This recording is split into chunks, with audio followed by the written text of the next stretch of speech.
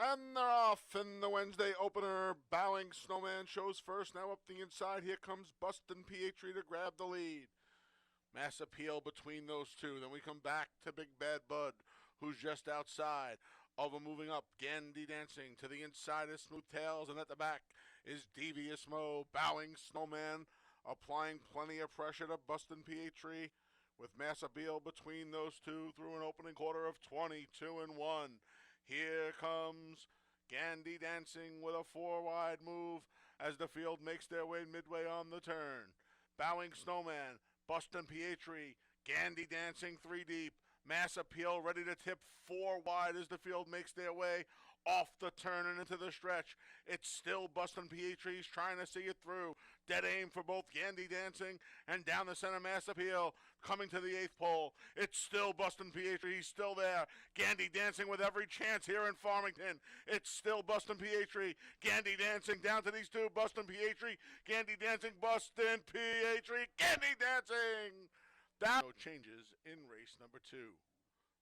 Post time for the second is in just over 23 minutes. Folks, this Saturday, it's the... And they're off. There goes Sneed's right to the lead. Joe's had enough to graze inside second. Maddie's Express rushes up on the far outside to grab some position. Between them is Central Love. Pot of Gold is 5 lengths from the lead, and the distant trailer is Kong Loves a Fight. He's already 10 from the top. Sneed in the middle of the track has the lead with Emmanuel De Diego. They have a 2-length lead. Central Love moves up along the inside. A joint second now with Maddie's Express as they go the opening quarter in a sharp 24-3. 2.5, 3 lengths back to Joe's Had Enough. The even money favorite has about 6 to make up. Then Pot of Gold and Nothing Yet from Kong Loves a Fight as they make their way up the backstretch here at Finger Lakes, led by Sneeds. Sneeds trying to stretch his speed today. He's 2 to the good of Central Love, who's just inside of Maddie's Express. Poised in the center of the track, 3 or 4 deep. There's Joe's Had Enough. The favorite starts to roll now as they approach the far turn. 2 more back to Pot of Gold. Kong Loves a Fight gets a bit closer. He still has 8 or 9 to make up. The half went 49-1, and right now Joe's Had Enough. Luis Perez says, let's go, and midway on the turn, he just took the lead right away from Sneeds, trying to match strides between his Maddie's Express. Central Love trying to make up ground. Still nothing from Pot of Gold or Kong Loves a Fight. They're coming off the turn and into the stretch through 3 quarters in 1:14-2, and it's all Joe's Had Enough. Joe's Had Enough comes up to the 8th pole, and he has a 4-length lead. Central Love, not really a challenge. He's the closest to him, but he might as well be a football field away. Luis Perez starts to gear down. Joe's Had Enough, and he's still going to win it by 6 or 7. Then it was Central Love. Maddie's Express, it got tight for 4 10-cent super. 2, 5, 6, 4, $6.27. Race 3 comes up next. It's the start of today's $1 pick. And they're off. Last in, first out, Honorable Lily to the lead on the outside. Wabunsi up the rail, so in and out. They duke it out on the front end. Lady Quinn back in third with the favorite. Grand Lady Indy fourth, just 2.5 from the front. On her outside's the New Miami. It's a gap of 2. Back to Miss Pab and Flattery's Music. Honorable Lily. The gray is in front of length. Wabunsi trying to keep pace along the rail through an opening quarter and a swift 23 flat. Lady Quinn, K-Barkoa, ranges up 3 wide, poised to pounce, now moves into second. Grand Lady Indy follows that move. From the back, Flattery's Music's with a 4 wide bid. As the New Miami backpedals, Miss Pab still trails off the turn into the stretch. Here comes Lady Quinn. Lady Quinn comes a-calling on both Honorable Lily and Wabunsi. Grand Lady Indy takes aim, so does Flattery's Music. They're coming to the 16th pole. Lady Quinn's almost home. Flattery's Music, her only challenger. She's not a challenge at all. Lady Quinn's going to win the third and start the pick 6 by 3.5. Then it was double 2-2, $17.40. $2 exact to 2-6, $31.20. 50-cent try, 2-6-1, $54.37. And the dime super, 2-6-1-5. And they're off. Jitter Juice, K-Barkoa hustling him to the lead, and Jitter Juice clears before they pass the wire the first time. He's got a length in front of Riley B., who moves up into second. Outside of Riley B is Long Shot Interstate, then Flash Kiss, and Ring Good protects his position at the rail. Causalistics 5 wide into the first turn, and behind the line of them, Samurai Saint can see them all, 6 lengths from the leader. It's Jitter Juice who takes them around the clubhouse turn through an opening quarter in 25 seconds flat. Outside Interstate, Riley B's between. To the rail, it's Ring Good. Then we have the favorite, Flash Kiss. He's got 4 to make up. Causalistic has 6 to make up, and still at the back is the Samurai Saint. Koa has Jitter Juice, a length and a half to the good, through a half in 49 and 4. It's Jitter Juice. Moving up outside of him, Interstate trying to post a giant upset here as the field makes their way to the far turn. Jitter Juice, Interstate's under a drive. Ring Good's up the rail. The favorite, Flash Kiss, moves into contention with a 3 wide bid between horses. There is Riley B.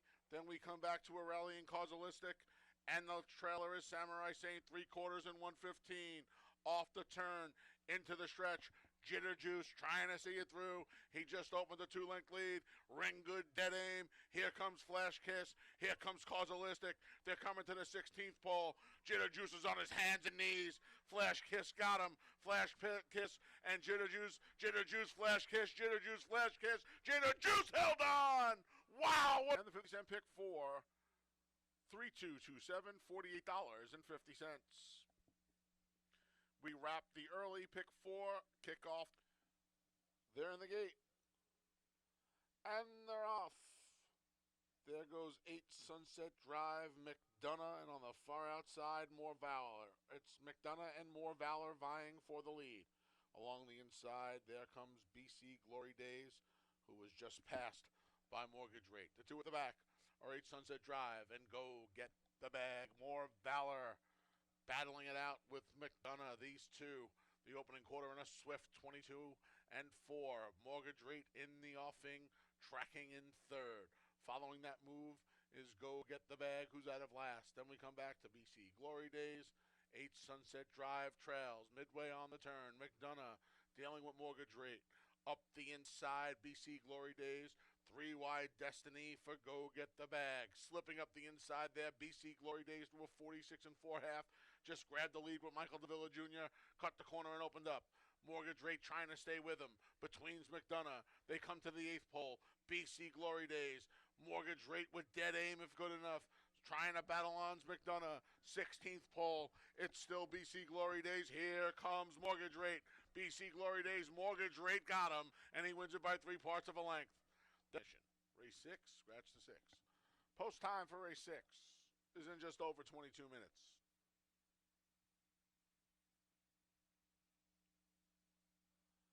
And they're off. Zuka Race breaks first. In between, there's Blue Lieutenant. 2 on the outside of Hutch and Thundering March. Moving up now is Uncle Vic.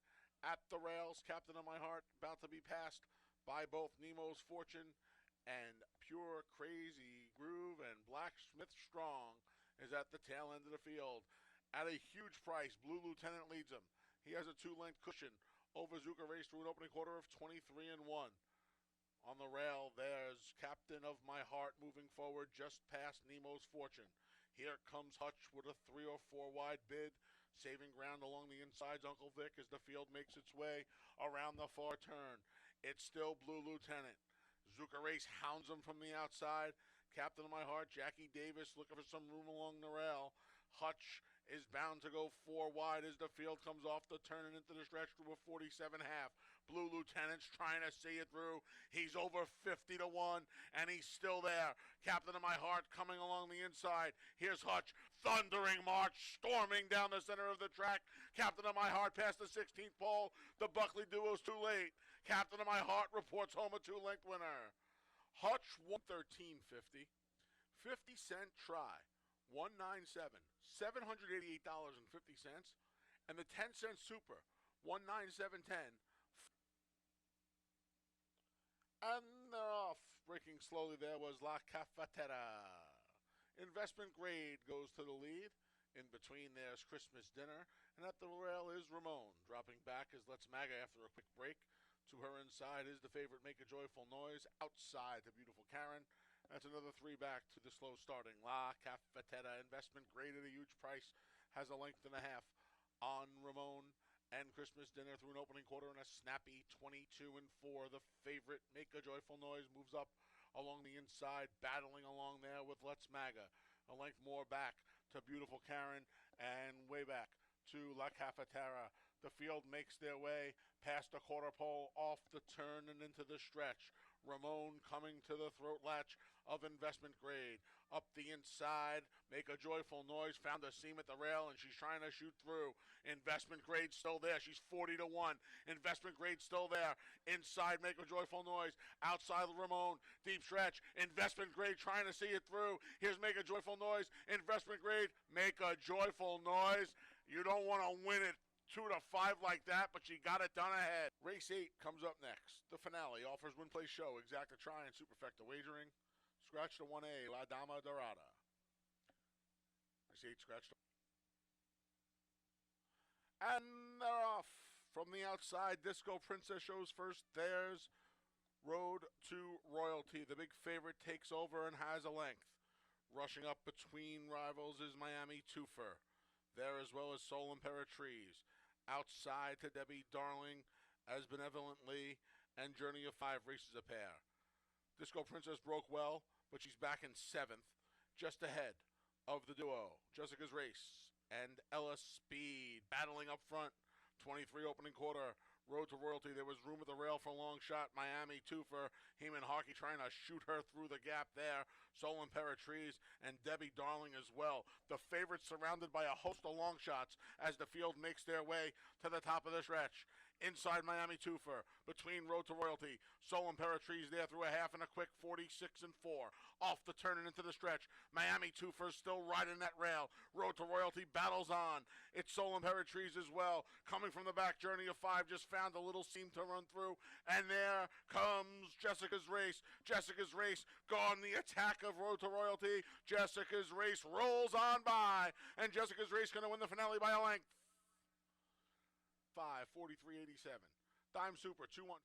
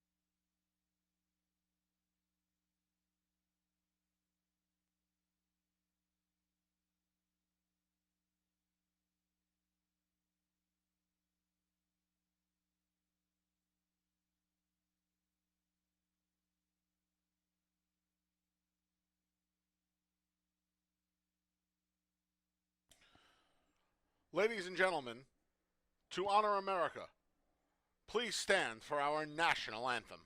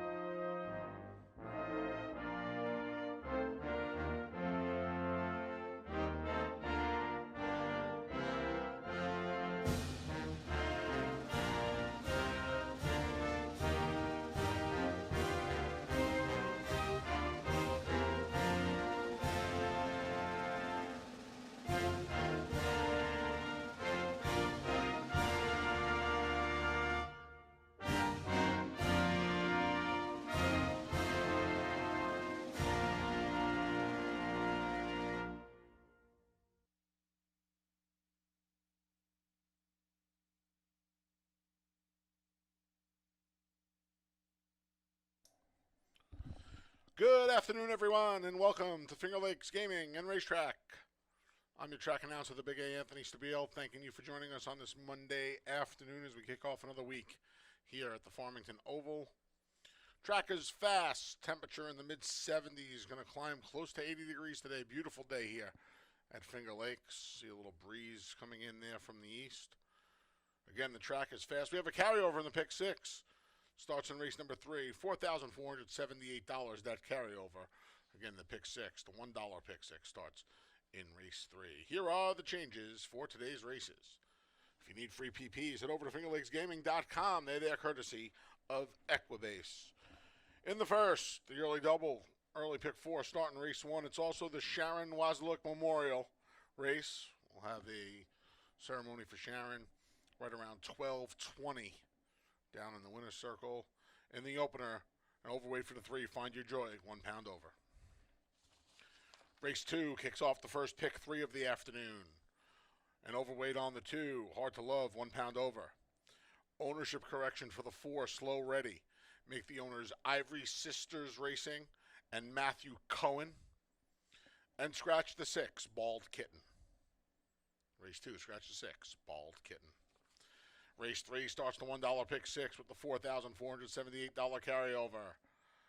An overweight for the 2, She's a Bernardini, 1 pound over. Race 4 kicks off today's 50-cent pick 5.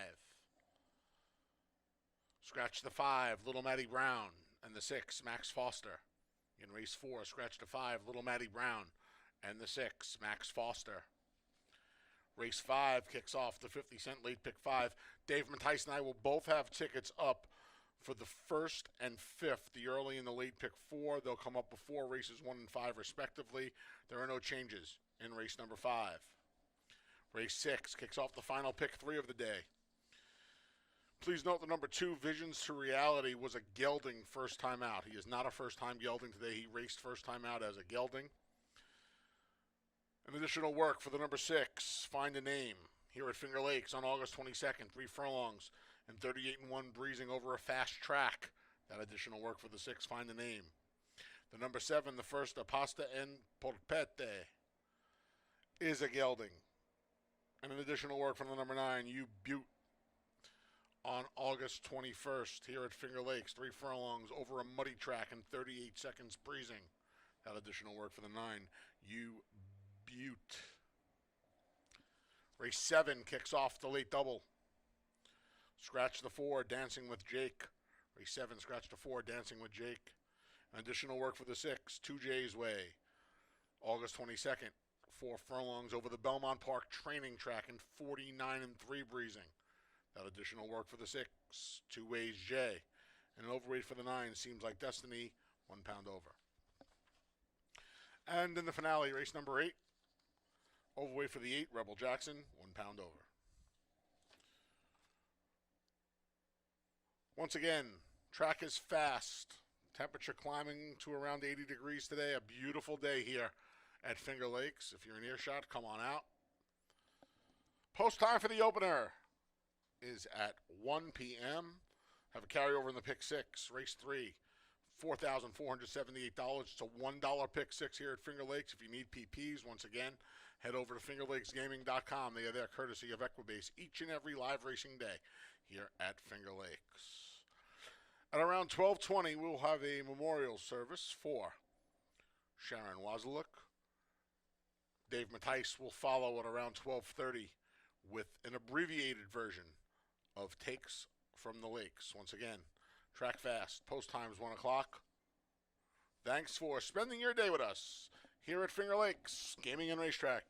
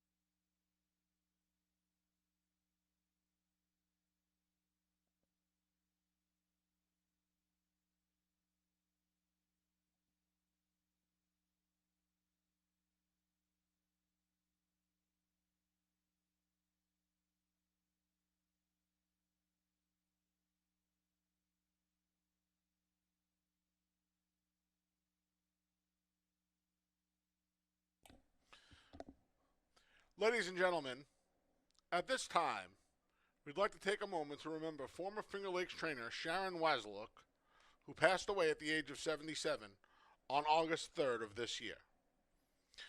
Sharon Wasiluk, born Sharon K. Halquist on March 18, 1947 in Jamestown, New York, started off as a groom and worked her way into every role there is to trainer and pony girl, and eventually met her devoted husband Peter Wasiluk at the racetrack in Pennsylvania. Together, they would stable at several tracks up and down the East Coast, primarily making a home at Finger Lakes Racetrack in Farmington, New York. They then would relocate to Tampa Bay Downs in Tampa, Florida in the year 2000, where they have remained since. Peter and Sharon would work alongside one another for over 40 years in the racing industry. Sharon, always described as hardworking and passionate, cared deeply for the animals and workers involved at every racetrack she went to. Always taking that extra initiative to be involved when she could, Sharon served as president of the Genesee Valley Breeders Association for many years in New York and on the board of directors for the HBBA at Tampa Bay Downs. She was highly involved in the racetrack chaplaincy and served as president of the Tampa Bay Downs chapter for over 20 years. Her greatest passion was always her family, in particular her children, Philip and Jacqueline, and then later her grandchildren, Noah, Elijah, and Jordan. And now, if you'll turn your attention to the winner's circle, the Finger Lakes chaplain, Steve LaRue, will begin our service.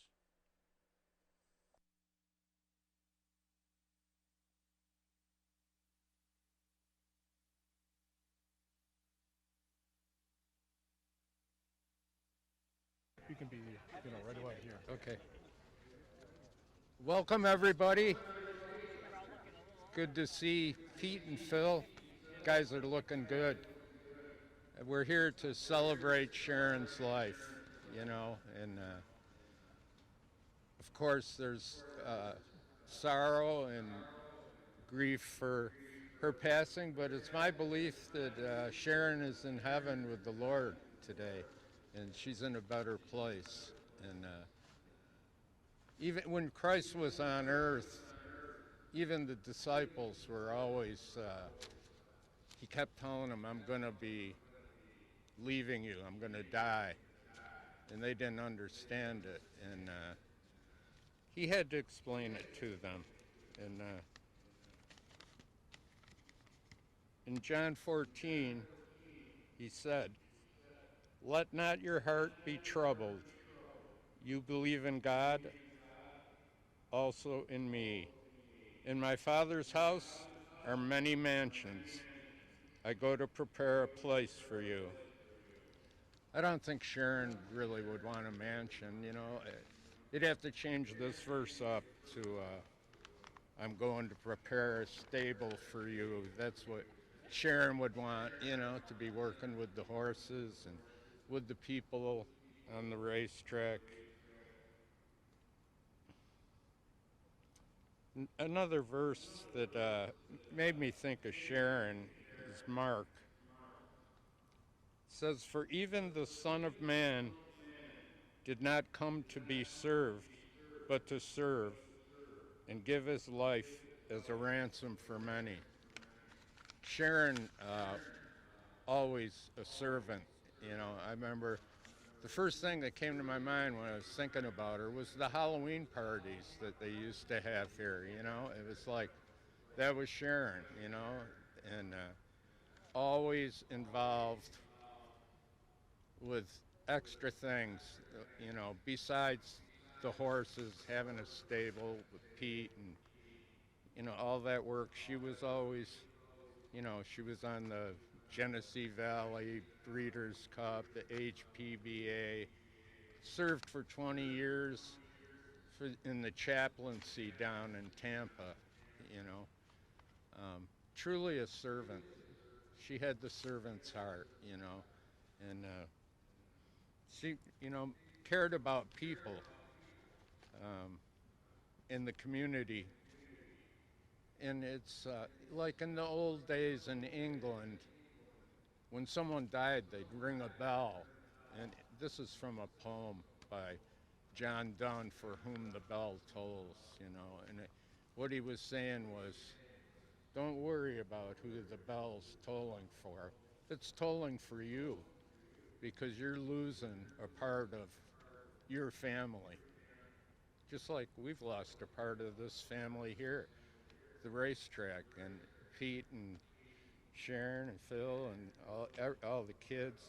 They're part of a family all over the country, Tampa, Delaware. It's like these people have affected our lives, and they're missed, And I'm just so happy that Sharon's, no more pain, no more suffering for her. 2 Timothy 4:7, just like to close with this. It's from the Apostle Paul. I have fought the good fight, I have finished the race, and I have kept the faith. That was Sharon. She fought the good fight, and just was an example for me and for everybody on the backside, I think, always involved, always thinking about other people. And, the Pharisees asked Jesus, what's the most important commandment? And he said, love the Lord your God with all your heart, soul, and mind. And the second commandment is to love your neighbor as yourself. That's what Sharon did. She did what she loved. These guys are, great family. Even though I'm so senile, I didn't recognize Phil. I did recognize Pete. Yeah. Anyways, thank you all for coming out to honor Sharon. She was a great lady, and she's in a good place now. Have a safe day.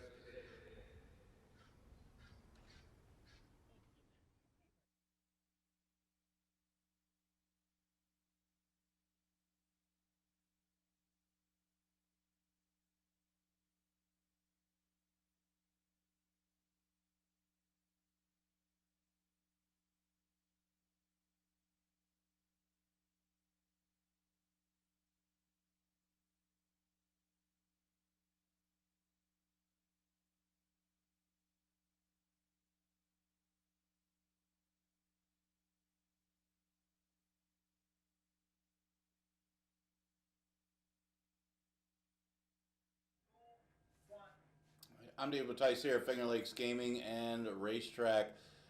That was a really nice memorial for Sharon Waslick, a longtime trainer here at Finger Lakes. Obviously, our condolences go to the family who are going to be here today.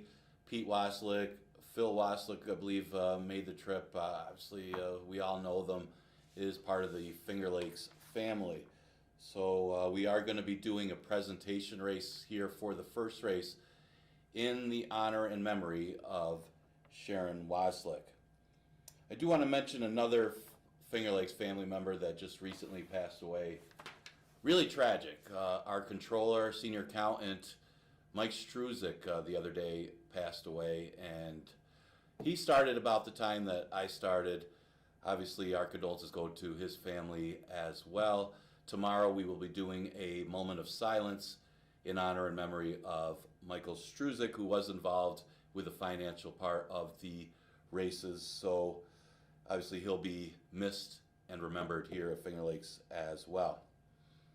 Do you want to look at today's card? We are going to have a fast racetrack for today. We got 8 races on the Monday card. Obviously a sad start to this day, but we all make some plays, enjoy being on this earth as long as we are, and we'll do it by winning some pick fives. How about that? First race for the Sharon Waslick Memorial Race, we will be having an allowance race that goes a distance of 6 furlongs. Good competitive race to honor Mrs. Waslick. I did lean towards the one, She's a Freud. Could be the speed from the rail. Source looked good in her debut when she was able to win first out of the box. Then came back against winners for the first time in the 2 lifetime allowance and ran okay. I mean, kind of chased the pace, and it was a better race, probably a better race than this one when you consider the winner was Sweet Anniversary. Sweet Anniversary absolutely dominated in her maiden victory and was expected to beat the winners, the 2 Lifetime Rex out, and did. So she got beat by a good horse last time, and it was on the off track. I think the pace flow is to her favor, being on the inside, not a ton of speed outside of her. She's a Freud. Looking at the early odds, 9-2 would be a nice price for the inside speed of the race. The 6 is Unicorn Cake. Now remember, this is a pretty good race. I mean, you got city blocks. I can see it just opened up at 6-5, coming out of some good allowance races in New York. Ran at Finger Lakes and hit the board, which comes out of the same race as Sweet Anniversary. Maybe not as much of a tactical edge, though, for that one getting play. But Unicorn Cake is an interesting one also, who ran in New York and Saratoga. She visited here in the Lady Finger Stakes and the New York Breeders' Futurity against the boys. Obviously, that's a tough spot. She did run well in the Lady Fingers, running third against the fellow 2-year-old fillies. She's got enough tactical sprint speed that she shouldn't be that far off of She's a Freud, and she could have some impact in here. She's coming off the turf back to the dirt, and it seems like her dirt races are better anyway, so she fits nicely class-wise with this group, although the only 2 starts against older horses was on the turf. So actually this will be the first time on the dirt against the older horses. See how she does. The 4 is Red Wine and Whiskey. Also ran in the Lady Finger Stakes. Believe ran in front of Unicorn Cake that day, way back when, talking back in September. She was still a maiden. But a couple seconds to start off her career. Then she ran in the 2 Lifetime, and she won that day at Thistledown. Man, that was that's a tough group. I mean, the 2 Lifetime Thistledown, probably a little bit better than our 2 Lifetimes, although the numbers aren't that strong for those 2 races. Coming off a second place finish last time in that Thistledown race makes her a strong player against these. But again, it's a competitive race. Like a Rolling Stones coming off a second place finish in the condition. Find Your Joy. This one for Tom Morley certainly has credentials. She was here and broke her maiden earlier this year, back in May. And I just mentioned City Blocks. She comes out of the same race as my top choice. She's a Freud. So this is a good spread race. I did go with a 1-4-6. Mentioned I will be doing an early pick 4. I believe those are the 3 of the numbers I'm going to use. But it's another race where you can spread around a little bit in the first. I mean, I do like the 2-year-old race in the second, and I'm a couple deep in the third. But I thought the 4th leg was too difficult that you got to probably go all or spread there, that you can't spread as much in the first race unless you're playing a bigger ticket. With that said, I'll go to the second race because this is an interesting one. We're going to see more and more of the 2-year-old races. We're at that 2-year-old time of year. We're not that far away from the Lady Finger Stakes and the Aspirant Stakes, the New York Breeders' Futurity, and we run that She's a Stone Cold Fox Stakes at the end of the year as well. So you'll start to see more and more of the 2-year-olds. I think we got more 2-year-old fillies than boys. It's been like that the last few years. So we do have the 2-year-old filly race in this race, and it is only a distance of 5 furlongs. Scratch the 6, Bald Kitten.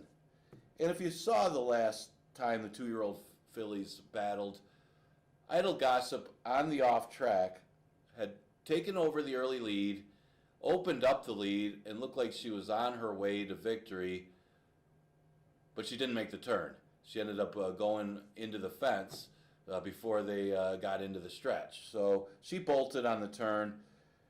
See if they make some adjustments. Sometimes you could change the bit. Sometimes some equipment change with blinkers.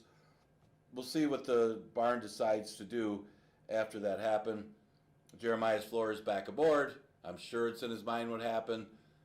If without any mishaps, she keeps a straight course, she's the one to beat.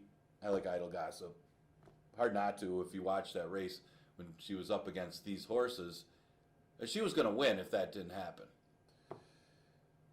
The main threat might be the 2, Hard to Love, also on that sloppy track. She wasn't going to beat Idle Gossip if that one ran her race.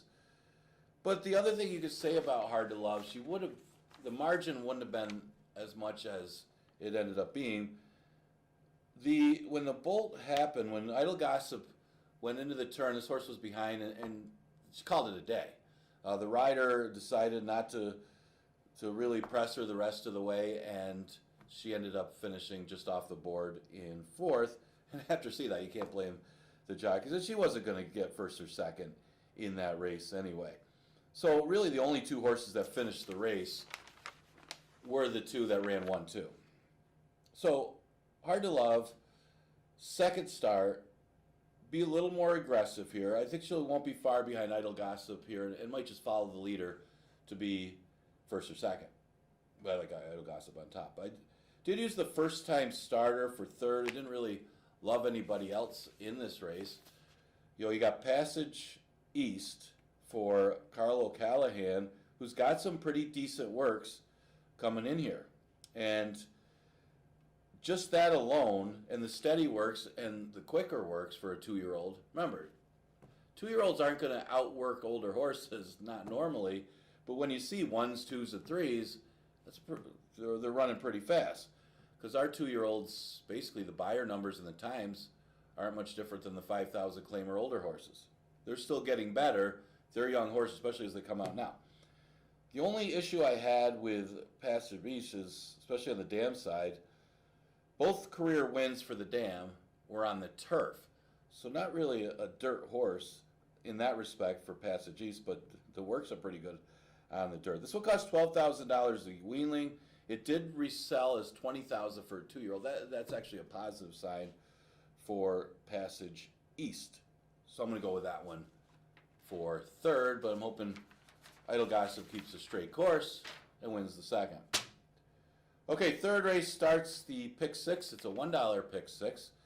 11-9 claimer that goes a distance of a mile. It is a never 1-2 condition. Now, Linda Rice has had a lot of success sending horses here in the past. Hasn't been sending as many the last couple seasons, but Bump in the Night is by Go Sapper, out of a dam by AP Indy. The dam was a graded stakes winner. That's all you got to say. All the wins were in a route for that dam as well. I guess my only concern for Bump in the Night, will she have enough pace to run at? She's more of a sit back and make a run type horse. Not a lot of early speed, and doesn't seem to be a ton of pace in here. Maybe enough with old Mrs. Maisel and Jayla as the two speeds in here, but I wouldn't expect them to go that fast. I just think Bump in the Night might be the best horse in the race. Seeing some of the competition she had at Oaklawn and Gulfstream, or Saratoga, and yeah, she finished off the board last time. But you look at that breeding, you kind of wish it was 1.25 miles. I'm going there on top though. Old Mrs. Maisel, the favorite, but you know what? With Old Mrs. Maisel, she has had her chances. This is probably one of the easier fields she's faced, dropping from an allowance race to the 11-9. Does she want to win? Is the big question. I guess with the drop in class, that might be enough. Obviously she's the horse to beat. She's going to be the favorite, dropping down in class to the 11-9 level. But again, a lot of seconds and thirds for old Mrs. Maisel. It's not like she ran for a tag before. Obviously richer tags in the past. A little over bet last time. She ran good. Now she gets the class relief. Logical horse. I'll throw in She's a Bernadette for third over Jayla. It looks like one of those two for third. It seems like it's Old Mrs. Maisel and Bump in the Night are the two biggest win threats. Old Mrs. Maisel dropping to the 11-9 is going to get bet, but it all depends on how much pressure she gets early. Keep in mind, she's had chances at the distance as well. 7 starts. She's a Bernardini, didn't show anything. Her first time stretch now, well, she had all kinds of trouble. I think you could forgive the effort, draw a line through it, and give her another chance in the route. She'll be sitting just off of old Mrs. Maisel, and maybe she follows the leader and lands a share. So I'm going to go with the 4, 1, and 2. A little bit of an upset in this race, because I know old Mrs. Maisel probably like 3 to 5 in that race. Okay, fourth race starts a pick 5. I know I got to speed it up a little bit. We scratched the 5, Little Matty Brown. We liked a little bit in there. And scratched the 6, Max Foster. I like the fact they turned him back, but maybe get an easier field. Now it's pretty wide open. As mentioned, when you see my pick 4 ticket, you'll notice I took the all button in this race. And it is that kind of a race. But if I have to pick a horse in here, I think it's going to be Almendro for Stephen Eubank, who's a very good horseman. He's only got a few horses. He worked for Dan Conway Jr. for years, and you know how much success he had. And Almendro ran big last time. There was a lot of other speed in that race, and that was 6 furlongs and was able to hold on. Now, there's speed in here as well, but maybe not as much. You got Father Walsh on the inside, so he's just got to do the pressing with Father Walsh, hopefully put that horse away, and maybe hold off the closers, which to me are Wahil and maybe a stalk and pounce type trip for Nutsy, who could do either. But I'm going to lean towards Almendro, who's faced a little bit tougher in the past. Seems like 11-9 is a good spot for him. He's always been competitive against these. Yeah, Wahil's a good long shot. This horse at 8-1. Mentioned I took the all button in here, and this just shows I like one of the prices for second. Ran well. I know it was for 5,000, but keep in mind, I mean, that was off a little bit of a break. Only had the 1 start since last year, and dropped from an allowance race to the 5 and made it look easy. Well, just because he's dropped to 5-1, you can't say, well, he's outclassed, because a lot of these horses can be dropped to 5, step back up and win. So I think Wahil fits nicely at the 11-9 level. Did what he had to do for 5. Maybe he was being jammed in. Maybe he's not as good as he used to be, but Carl O'Callahan's been good off the claim. He's already had a couple winners off of the claim this year. Not just off the claim, a $5,000 claim winning allowance races. Nutsy should get a trip. Won for the price, couple races back, and then last time didn't run badly at all. Ran behind In Sky We Trust, who was a much the best winner. Yeah, I think the horse could be in the top 3 against these. All depends on trips, and I think that Nutsy might get the best of the trip, being from that 3 post, sitting behind Father Walsh and Almendro. 4-7-3 in the 4th. We go to the 5th, a 5,000 claimer going to mile 70. Yeah, I don't know if I've ever picked David Rivera horse on top, so good luck to David, former jockey here at Finger Lakes. But in traffic, I didn't really like her that much last time. I thought the distance was going to be an issue for her. Guess what? It wasn't. She didn't back up at all. She wasn't a threat to the top 2.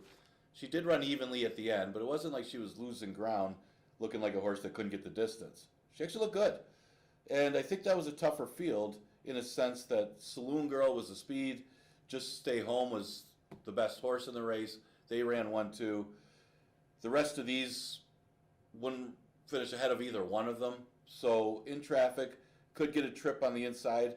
Now there isn't a lot of speed in here, so I'm interested to see what the outside horses, Call Me Carmelita and Mind of Gold, opt to do in here, because they seem like the best of the speed on the outside. Mind of Gold is a logical horse. This is the first time routing for 5,000 in 2024. Remember, the only mile race this horse had was at the 11-9 level. I don't like the 2-1 price on the horse when her numbers aren't that strong this year. But I do know David Iola is a great trainer, and again, she hasn't run a mile for the bottom level this year, and this could be the key, stretching out out to the route and being at 5,000. She could very well be the winner. Obvious player. I'll use Melissa Smile for 3rd, more of a hang around, make a run. Same thing with Stay Home Mama. They seem like more underneath type that don't have much early speed and put in kind of a mild run at the end. 6th race is a maiden race going 6 furlongs. Went with the 3. A little bit of a price. This was my, I guess you could say, my upset of the day. According to the morning line, and the horse might take a little bit of money. There isn't any speed in this race. Destined for Glory only had 1 start and lost all chance at the beginning of that race. Didn't have a good trip at all. Let's draw a line through. This horse was last early after the bad start and never was able to make up the ground. Has some good works since that race.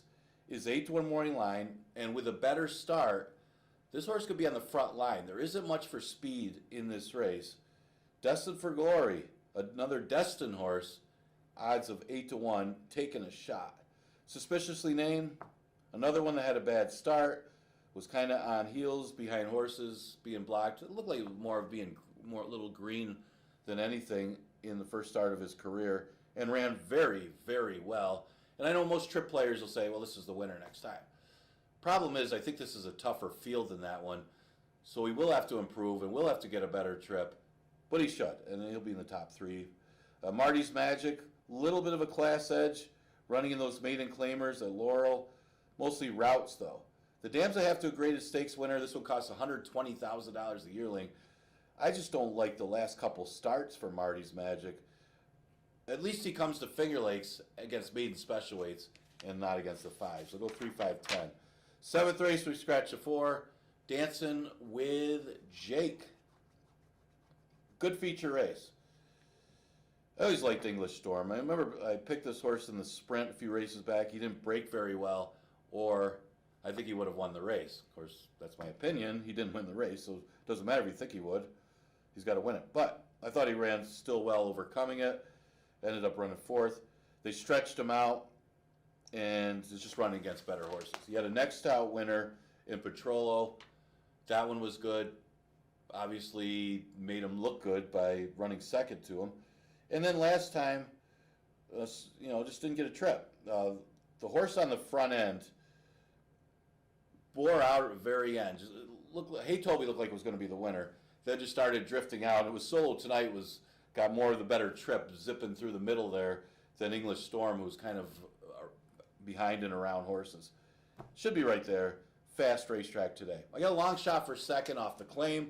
The one last drink adds blinkers for this race, so I think Richard Schaefer probably saw something that he liked with this horse claim for 11-9. Maybe the blinkers could be the issue for this horse. Guess we'll see. Claimed it from Ralph D'Alessandro off of a good-looking victory in the race before. I think there was a different trainer bringing this horse in. 1-2 beating Lifetime Guarantee is a pretty good one in the maiden condition. So maybe the blinkers are the key for last strength. Either way, he's the inside speed of the race from the rail. I got the 6 2J's Way for 3rd. This is a half to Full Moon Fever. So obviously likes the route, comes off a win against the 30s. James Ryerson's trained. He's had some success here in the past. It's just first time against winners, but maybe this is a realistic spot. This is an easier spot than if you would have tried Saratoga, the one other than or 2 Lifetime there. Maybe thinking that that's a little too tough, and being a New York bred, send him here, maybe try a few conditions. We'll see what the plans with 2HJ. But I think he fits nicely. This is a good spot for him. The 3, Ollie Can Dance, same race as English Storm. Same type of thing, although I think English Storm was running the better race. This one did get caught wide on the slop. Question is, did he like the slop or not? I think he did.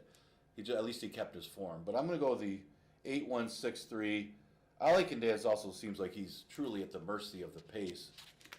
And there could be one. Depends on how much pressure they put on last drink. And In a Minute is obviously the other speed. And man, did that horse stop last time. So In a Minute was looking good at the top of the stretch and then gave it up. Maybe that horse would be a little fitter for this race and hold on better. But he does have that speed on the inside. Okay, 8th race, 5,000 claimer, going to mile 70. Going to go with the 2-3-5-7. One with everything, 5-1 morning line. But if he repeats that last effort, he'll win. That was surprising when this horse stretched out how well he ran. Maybe he hung a little bit at the end, but it was first time going long in quite some time. And give him another chance here. I mean, the last time going long at Finger Lakes was, I think, against Maiden Special Weights as a 2-year-old. All he's got to do is repeat that effort, it looks like. The 3, Curlin's Hustle, comes off the turf, and that might be a good thing. This horse isn't bred at all for the turf. Not sure why he was on the turf. But his first 2 races on the turf weren't that good either, so maybe that's why. But again, it gets tougher competition. Could wake up here, dropping in class to 5,000. Doesn't have to wake up much to be 5,000s. Jersey Greg, not really bred for a route, but does have some route experience. I'll use him 3rd, and for 4th, Crow Patrick. This is the first time routing for 5,000 for that one. And the last race. So that is the last race. So 2, 3, 5, and 7 in the final race of today's card. First race today is going to be in honor and memory of Sharon Waslick, former trainer here at Finger Lakes. I think was down in Florida there for a while with husband Pete Waslick, who's a good trainer down there as well. We are going to run this first race in memory and honor of her. We got 8 races on today's card as well. Monday through Wednesday, obviously we're going to have live racing this week. That continues, and 1 o'clock is the first post tomorrow, and I'll see you then.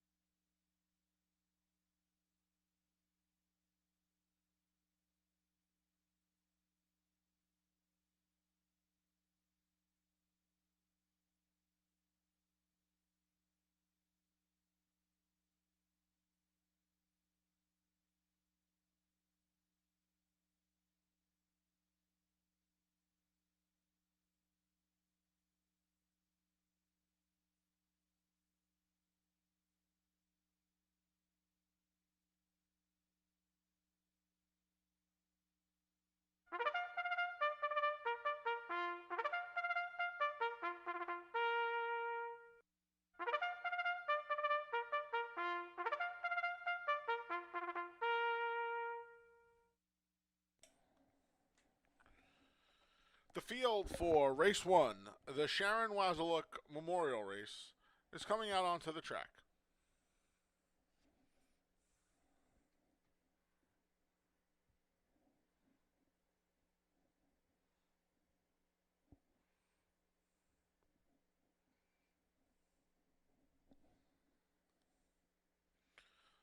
The 1 is She's a Freud with Kevin Navarro in the saddle.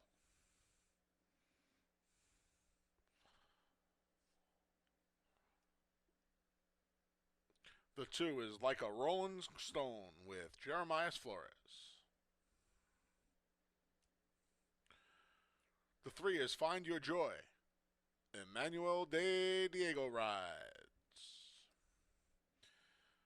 The 4 is Red Wine and Whiskey with David Haldar. The 5, City Blocks with Heeman Harkey. And the 6 is Unicorn Cake. Andre Worry is in the saddle. Welcome to Monday here at Finger Lakes Gaming and Racetrack. I'm your track announcer, the Big A, Anthony Stabile. Big day here. Carry over in the pick 6, $4,478. That comes in race 3. If you need free PPs, head over to fingerlakesgaming.com. They're there courtesy of Equibase each and every live racing day here at Finger Lakes for the 2024 season. All right, there's my top pick. She's a Freud debut. Very good. Wire to wire, one of a handful of John Buckley, Kevin Navarro first out presentations here at Finger Lakes this summer. Got the job done. Came back and caught a sloppy sealed track, a wide trip. Wasn't able to make the lead in a little bit of a faster pace. Ran on nicely to finish 3rd. Now gets back to dry ground. And you know what? She's drawn inside in a race that really doesn't feature a ton of early speed. And I would imagine Kevin Navarro is going to try to replicate her maiden win and just put her on the bill daily here. 3-1's a square price. I'll take the 1. She's a Freud. The 2, Like a Rolling Stone for Paul Barrow, kind of rounding into form. Finished nowhere off a November layoff for the 1st of July, so gone 7+ months, but had a little bit of a trip there, was the favorite that day. Grand Lady Indy came back to win. A couple of others out of there have run really well, a couple more winners. Followed that up, first time Lasix, just missed by a length. Another one who had a pretty wide journey, and now draws the 2-hole. Again, like I said, there's not a ton of speed in here. Not that she's that fast early, but I don't think she needs to be that far off of things. She's the co-longest shot on the board right now at 6-1. Had I known how they were going to bet this race, I may have done things a little differently here. I used only the 1 and 2 in the pick 4. The ticket was posted earlier, 1-2 with 1-5 with 1-3-4 with 1-3-4. It's an $18 ticket. I'm going to use those 2. I'm going to round things out with the 4, Red Wine and Whiskey, who ships back in from Finger Lakes, Thistle Downs. This filly finished 2nd twice last year. Maiden race, and then again in the Lady Finger. Didn't have the greatest start that day and still gave a good account of herself. Missed a bunch of times. She was gone the last 3+ months of last year and almost 6 months this year, so she was gone just around 9 months. Broke her maiden in an allowance race at Thistle, then came back eligible for the same condition to finish 2nd at much shorter price. She never missed the board, and she never missed the exactor in all 4 tries, but you see those 3 seconds starting to pile up, and I thought she would be the one that's favored in here. They're betting the 5 City Blocks off 1 fig, and that 1 fig was here at Finger Lakes, but it was on a wet track, and one of her other best figs had come on a wet track as well, so I thought she was the fade in here at a short price at 9-5. I went 1-2-4. Again, this is the Sharon Wazelik Memorial Race. Her and her husband Peter met at the track in Pennsylvania. They were here at Finger Lakes for a very long time. Had a lot to do with the chaplaincy program here. A lot to do with the chaplaincy program down in Tampa Bay when they relocated at the start of the century. I know a lot of people here, namely Donna Doxley and Angela Richards, who did a great job putting that memorial together today, miss her dearly. So she's missed by a lot of people. We'll have a little winner circle presentation after this race in honor of Sharon as well. PPs at fingerlakesgaming.com. Early pick 4 starts here. Again, my ticket's 1-2 with 1-5 with 1-3-4 with 1-3-4. We'll have another ticket for the 5th.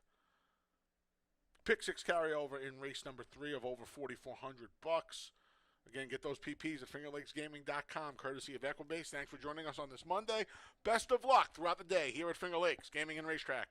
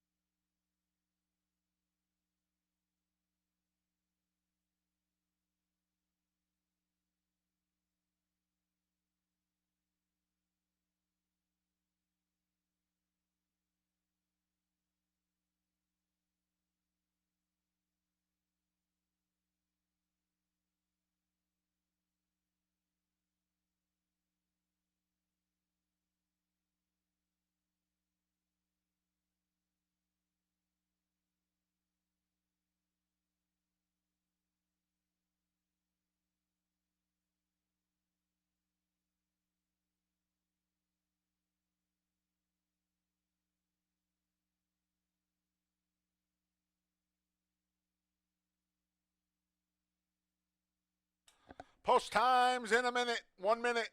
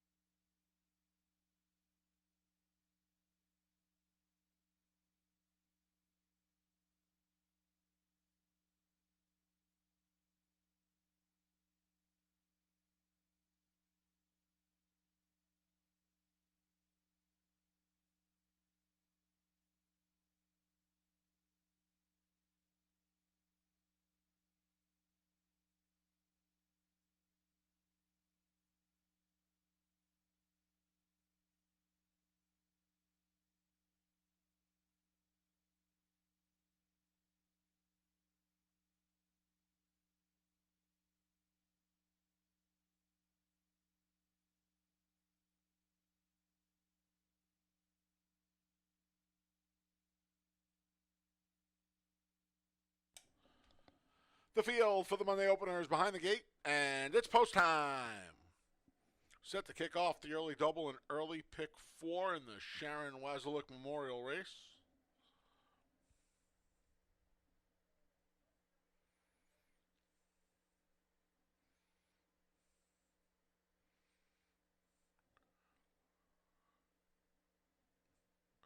She's a Freud goes in first. Here's Like a Rolling Stone at a big price.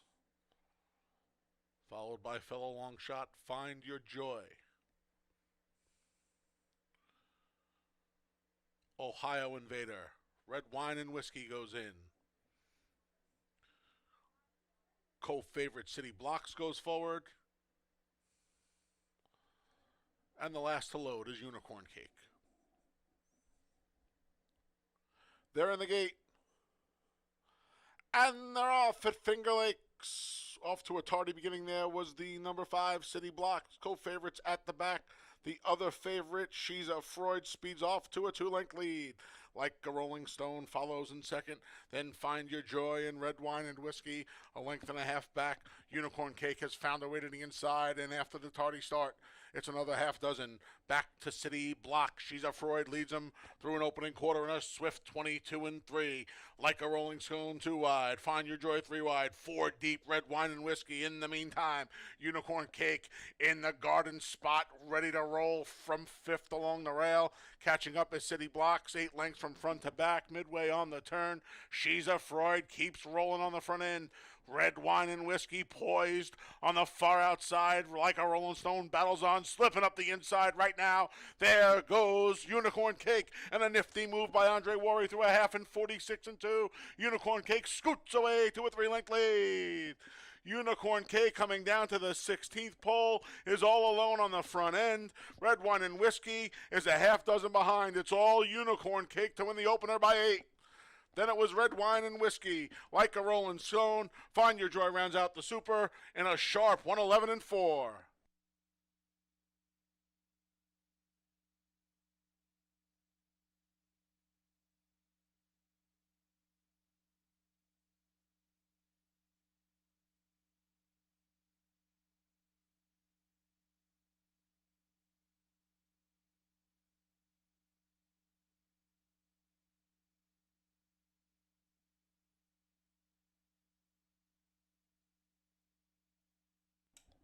Number 6, Unicorn Cake was first.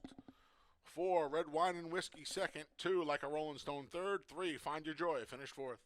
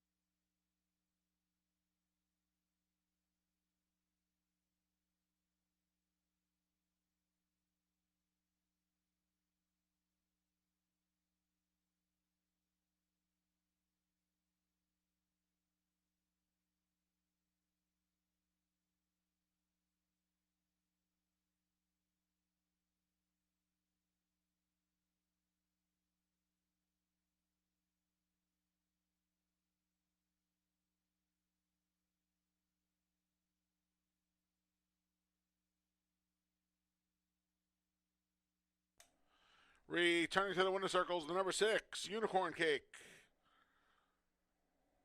She's a 3-year-old daughter by Cloud Computing out of the Desert Party mare, Party Like Grandma. A New York bred, Unicorn Cake's owned by Flower City Racing LLC, Christopher J. Meyer, and Rich Spiesman. Trained by Jeremiah Engelhart, winning rider Andre Worry. And the opener's official. $2 exact to 6'4", $94.50. 50-cent try, 6'4", $288.75. And the 10-cent super, 6'4", $23, $87.45. Race 2 comes up next. The first pick 3 of the day kicks off in race 2. Scratch the number 6, Bald Kitten. Scratch the 6, Bald Kitten. Post time for race 2 is in just over 22 minutes. Ladies and gentlemen, if you turn your attention to the winner's circle, a presentation is being made to the winning connections of the number 6 Unicorn Cake in honor of the Sharon Wasiluk Memorial Race. Sharon and her husband Peter, a valued part of the fabric here at Finger Lakes Gaming and Racetrack for many, many years, and would work together in the horse racing industry for well over 4 decades. Sharon played a big role in the chaplaincy at both Finger Lakes and Tampa Bay Downs, served on the Breeders' Association board here as well. Thanks for all of you coming out today for the Sharon Wasiluk Memorial Race.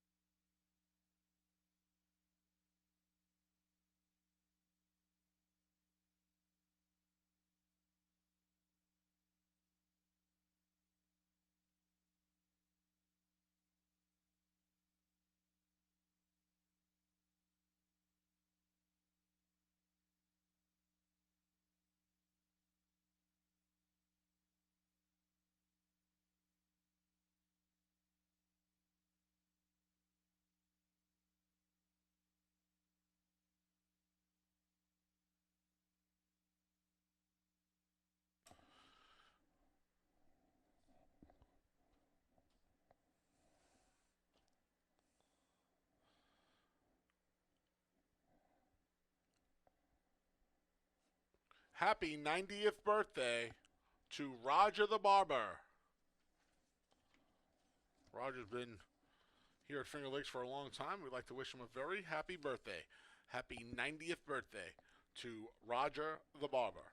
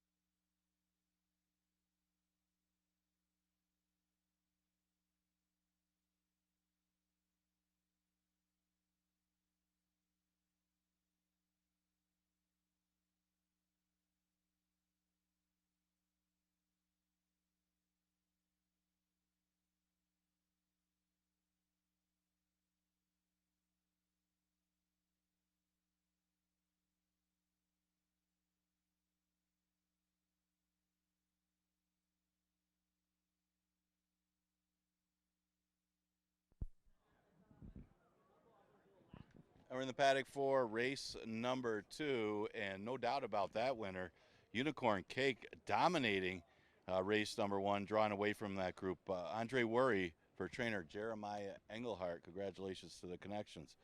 Second race, we are going to scratch the 6-ball kitten. It is for the 2-year-old fillies, going a distance of 5 furlongs. And if you watched the last time we ran this condition, Idle Gossip had built up a pretty good early lead, and then around the turn, something went awry and bolted on the turn, and obviously was out of the race after that.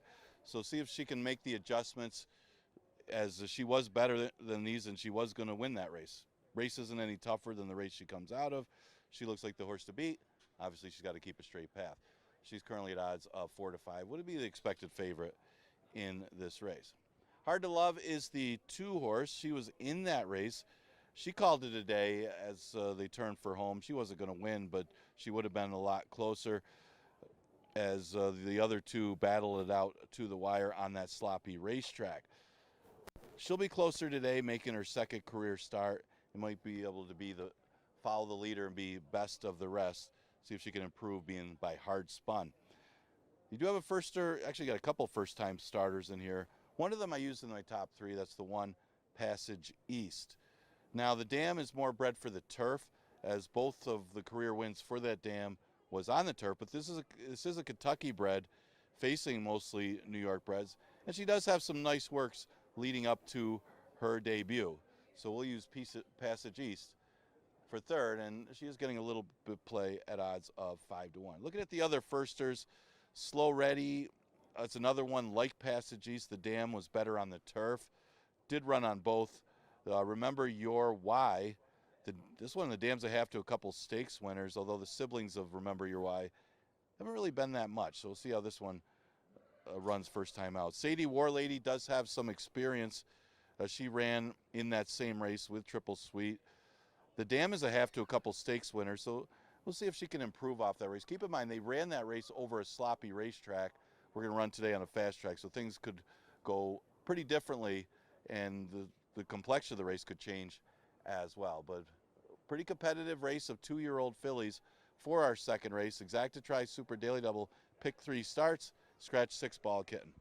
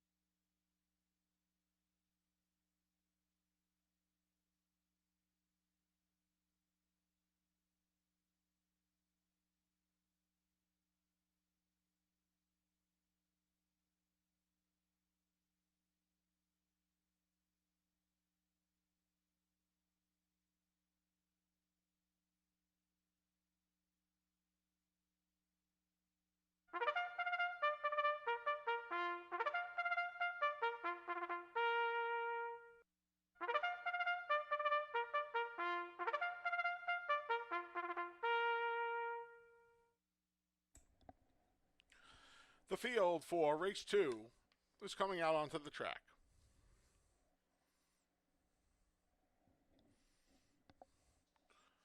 The 1 is Passage East. Joel Cruz rides. The 2 is Hard to Love. Emmanuel De Diego's in the saddle. The 3 is Remember Your Why. Carlos Camillo rides. The 4 is Slow Ready with Heeman Harkey.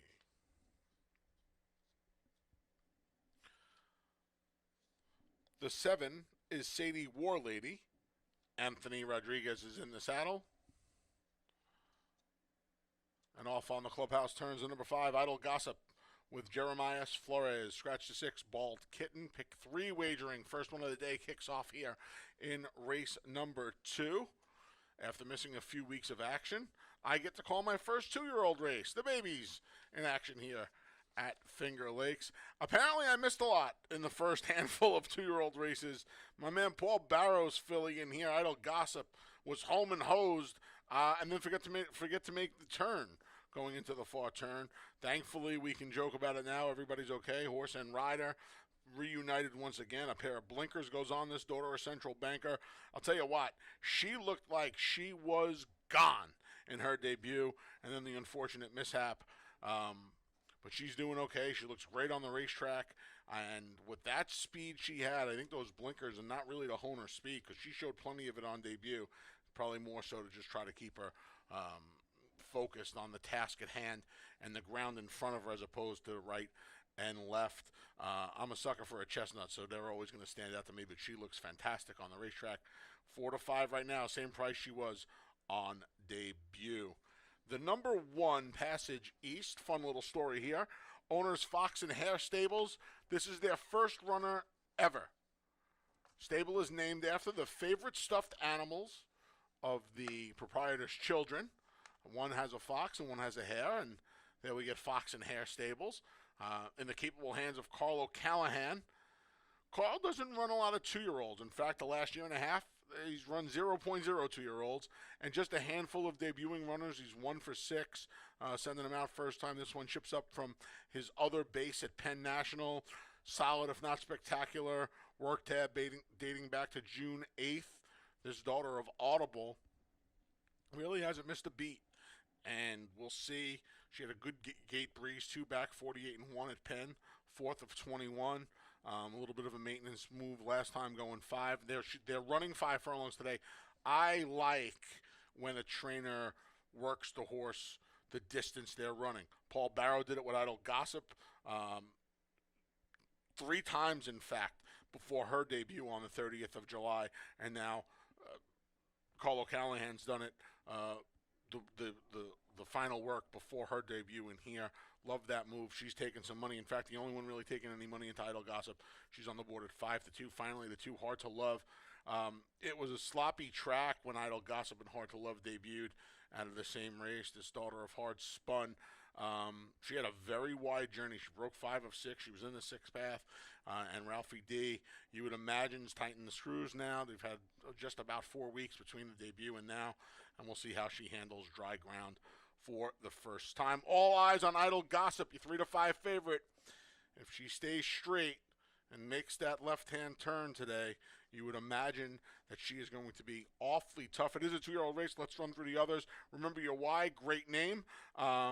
For Rachel Sells. Rachel does not ordinarily fare well with these types, but like some of the others in here, I like that 5 furlong breeze. It wasn't that fast, but I still like the 5 furlong move. Honest Mischief, a freshman sire here in New York. You got the 4 Slow Ready for Stacy Torelli, a daughter of Lefrick here. Again, solid if not spectacular work tab.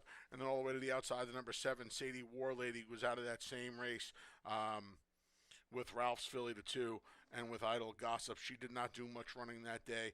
Daughter of War Dancer out of a phone trick mare.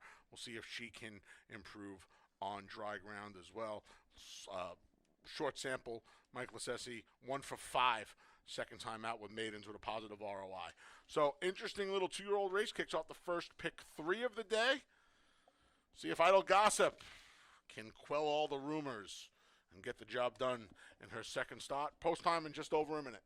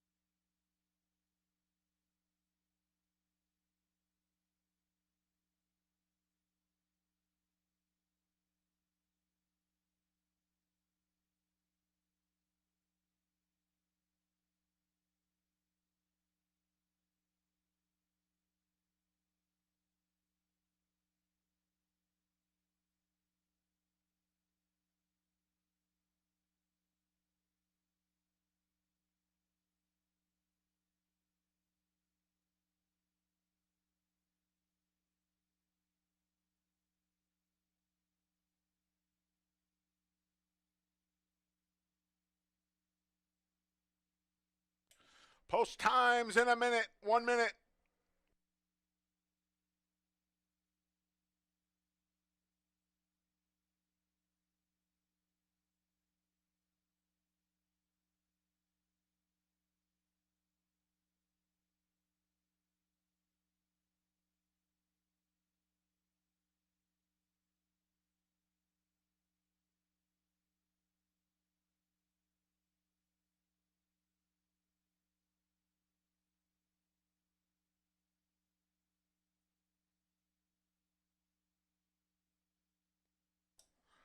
Don't forget, pick six carryover, $4,478 comes up in race number 3, starts in the next race. Get your free PPs over at fingerlakesgaming.com, courtesy of Equibase. Study up on that pick six.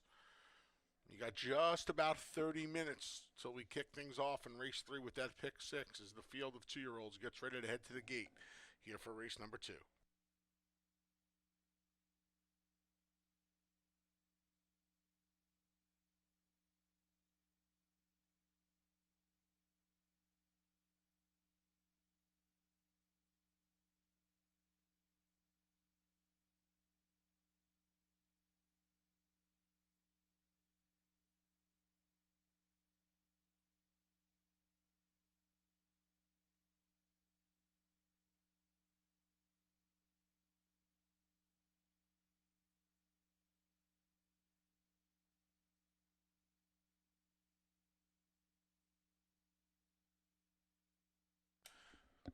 And the field for the second has made its way to the gate.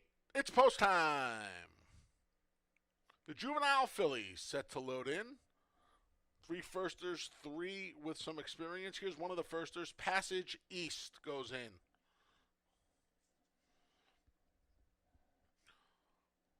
Hard to Love's up next.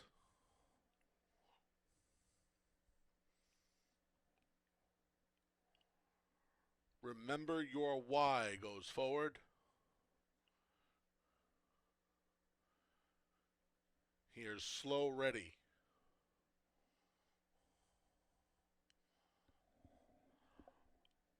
Odds on Choice. Idle Gossip goes in. And the last to load is Sadie's War Lady.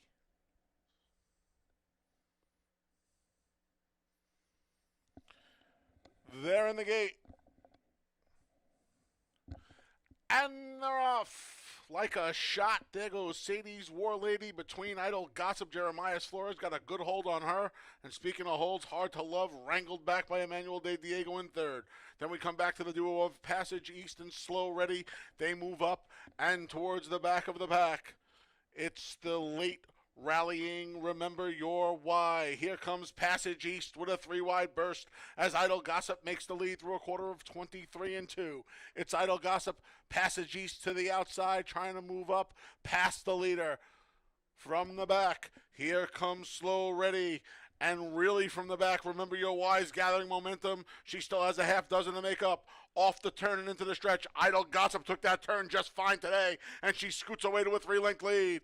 Passage East, her only challenger, past the 8th pole, 16th pole. Idle Gossip's almost home. Passage East, a final rally. Idle Gossip, Passage East. Idle Gossip by 2.5. Then it was Passage East, Slow Ready. Remember Your Why rounds out the super in 59 and 4.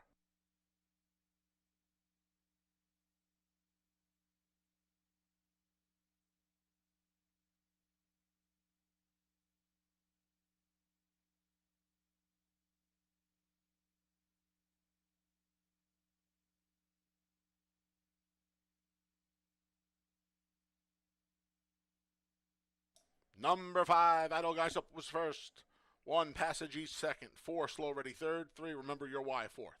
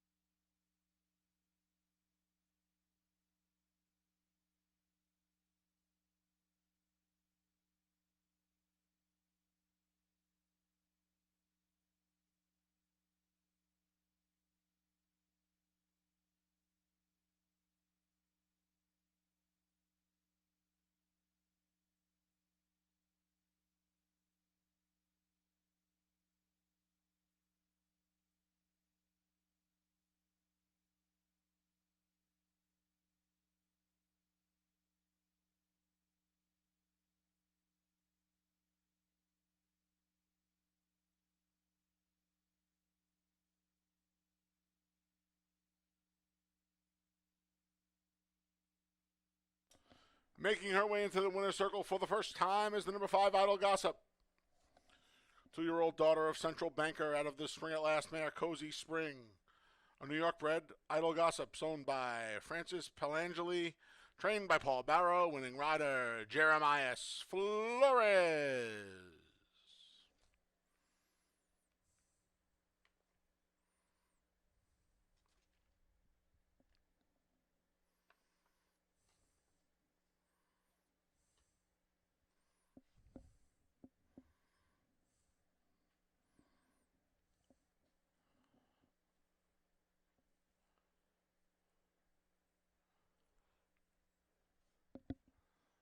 Race 2 is official. $2 double 6-5, 27.40. $2 exact to 5-1, $9.10. 50-cent try, 5-1-4, $5.30. And the 10-cent super, 5-1-4-3, $3.85. Race 3 comes up next. It's the start of today's $1 pick 6. Today's pick 6 features a carryover of $4,478. Here are the scratches and jockey changes for the remaining races. Nothing in the third. Race number 4. Scratch to 5, Little Matty Brown, and the 6, Max Foster. Race 4, scratch to 5 and 6. Nothing out of race 5. If you turn to race 6, please note the number 2, Visions to Reality, races a gelding first time out. He is not first time gelding. Visions to Reality was a gelding for his debut in his last start. And the number 7, Pasta en Polpette, is a gelding. Race 7, scratch to 4, Dancing with Jake. Race 7, scratch to 4, and no changes in race number 8. Post time for race 3, the start of the $1 pick 6 with a carryover of $4,478 is in just over 22 minutes. Folks, 1 week from today, make your plans to be at Finger Lakes for our annual Labor Day extravaganza. This year, we're going to make it an old-fashioned Labor Day as we will roll back the price of hot dogs to $2 and sodas to $1.50 beginning at noon on the clubhouse side. Also on Labor Day, we'll host the annual Jockeys Foot Race, a fundraiser for the Permanently Disabled Jockeys Fund, also known as the PDJF. Finger Lakes will donate $200 for each jockey that participates in the foot race. Right now, we have a full field of 12 with an also eligible. There'll be a couple of how-to-bet seminars at 12:15 and 12:45 in the lower clubhouse. One person at each seminar will receive a $20 wagering voucher just for attending. Your Finger Lakes programs will be free at both program stand outlets. And finally, the featured race is the $50,000 Arctic Queen, the highlight of a great day of racing.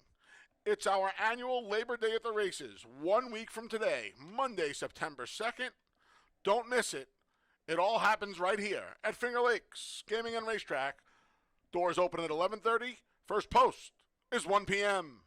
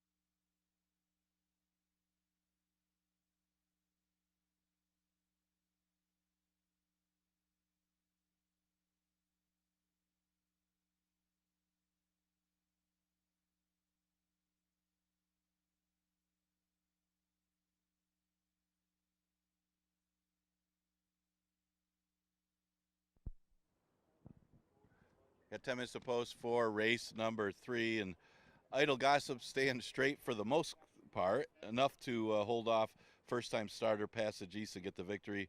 Jeremiah's Floors, got to give him a lot of credit for that one. He gets the victory for trainer Paul Barrow. Third race, an 11-9 claimer, never won 2 condition, going a mile. We start the $1 pick 6, a little bit of a carryover in there. The 1 horse, Ole Mrs. Maisel, getting a lot of the early play, as expected. I did put a slight upset, at least minor upset, with the 4, Bump in the Night. Now, she is a little more at the mercy of the pace, as she has a closing style without much for early speed. But she's a Kentucky bred that's very well bred. She's by Ghost Sapper. We don't have a lot of horses here by Ghost Sapper out of a dam by AP Indy. Obviously, especially the dam size, you can run all day, and Ghost Sapper was very versatile in his career. But the dam herself was a graded stakes winner. All route races was all her victories. But this one has had success already running route races, and Linda Rice sends them here in the right spots. Bump in the Night. See if she gets enough of a pace to run them down.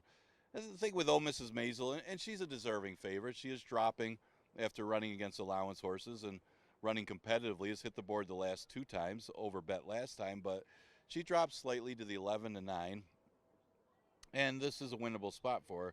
I guess the big question is, does she want to win? I mean, she's 1 for 20 in her career with 7 seconds, still in this 2 lifetime condition. But maybe this is a field that she obviously should beat, at least be 1-2 in here. And she's got the rail, and she's at odds of even money.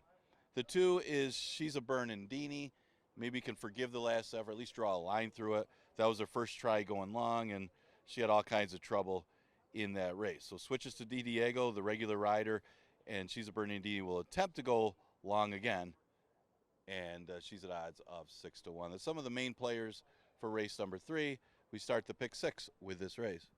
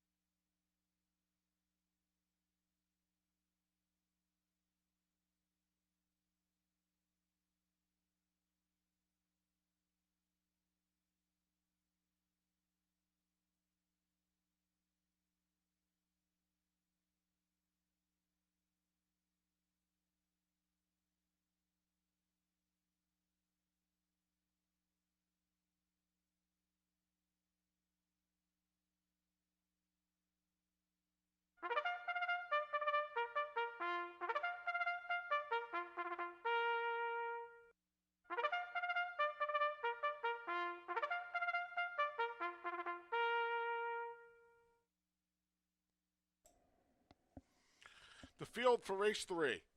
The start of today's $1 pick 6, with a carryover of $4,478, is coming out onto the track.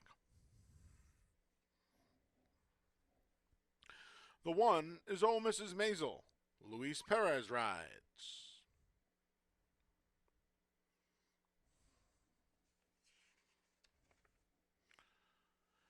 The 2 is She's a Bernardini. Emmanuel De Diego's in the saddle. The 3 is Jayla. Andre Worry looks for 2 wins on the card. The 4 is Bump in the Night with Quebracoa. The 5 is Lady Fortuna with Jackie Davis. And the 6 is Dreamery. Carlos Camilo rides. All right, pick 6 time. We have an even money favorite here in Ole Mrs. Maisel, who we'll get to in a minute on the drop. I don't particularly like Ole Mrs. Maisel, but like I said, let's get to the ones that I did pick here. Jayla, see her on the screen, and my man Andy Gumpster's black and green. She tried to slop last time when dropping back in for a tag for 11,000. No slop, no sprint. The race before that was the 2 life for the allowance, and I understand giving her one chance after breaking the maiden and start number 19. She did it so easily here at Finger Lakes. Going the mile and 70, this 2 turns. She did it on the front end. It was not the toughest bunch, but you know what? I think she has enough tactical speed that she could either A, clear, or B, sit off of Ole Mrs. Maisel. I guess it runs through Luis Perez. She's inside on that short run to the first turn here. You literally, the gate's right before the wire. You have less than an eighth of a mile to that first turn. And I think more often than not, you want to try and protect that position going into the turn. But Jayla's only in the 3 path. And if Worry can sense that, I think he could just send her out of there and leave no worse than second going into that first turn. That would be my game plan anyway. And she's a giant price at 10-1. I put Jayla on top. The 4 bumping the night ships in from Saratoga. She has already been around 2 turns successfully down at Oakland Park. She broke her maiden for 20. Again, tried her in the allowance race and to no avail. Dropped her in. She made up a bunch of ground that short stretch of the mile run down at Oaklawn. Didn't have a clean trip. Linda Rice wound up with her. She did not run particularly well out of the Wilson chute. First time out at Saratoga. She was wide. Look, enough to attract a Rad Ortiz Jr. Now she ships here from one leading rider to another one. Kay Bracoa climbs aboard. She's the 2-1 alternative to your favorite right now. I'd much rather her at 2-1 than the one Ole Mrs. Maisel at 6-5. I'm going to need to be sold that Ole Mrs. Maisel I need to be sold on the fact that she wants this 2 turns.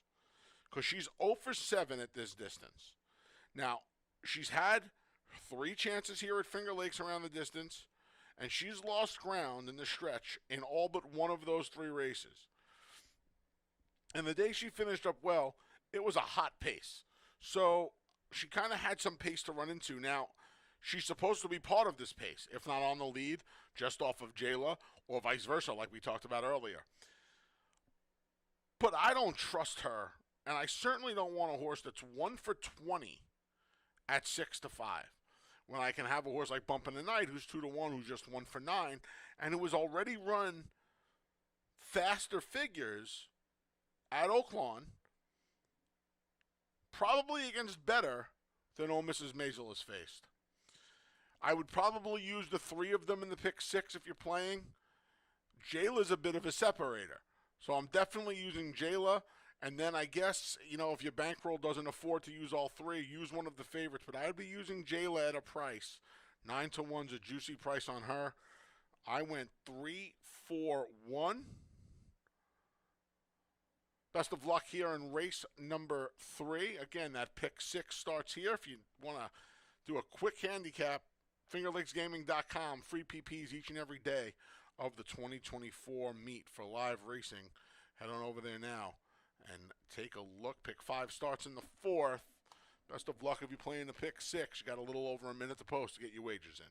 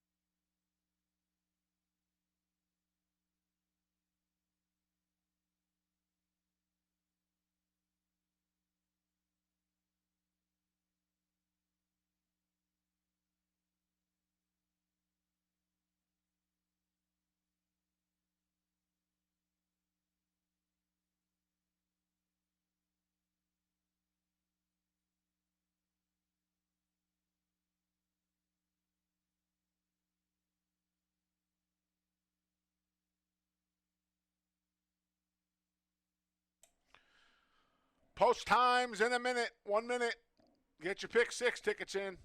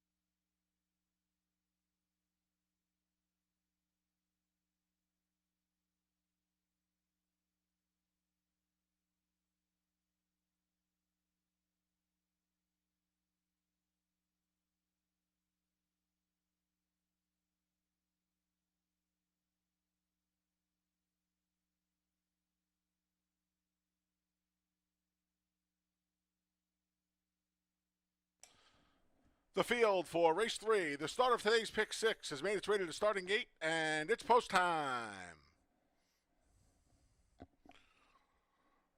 First one to load in is slight favorite. Oh, Mrs. Maisel.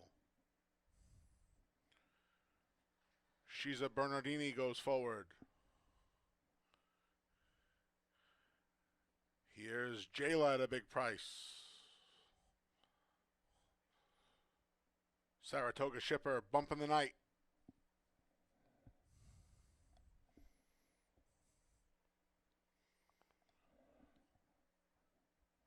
Lady Fortuna gets a spin around behind the gate before moving forward. As does the last to load, Dreamery.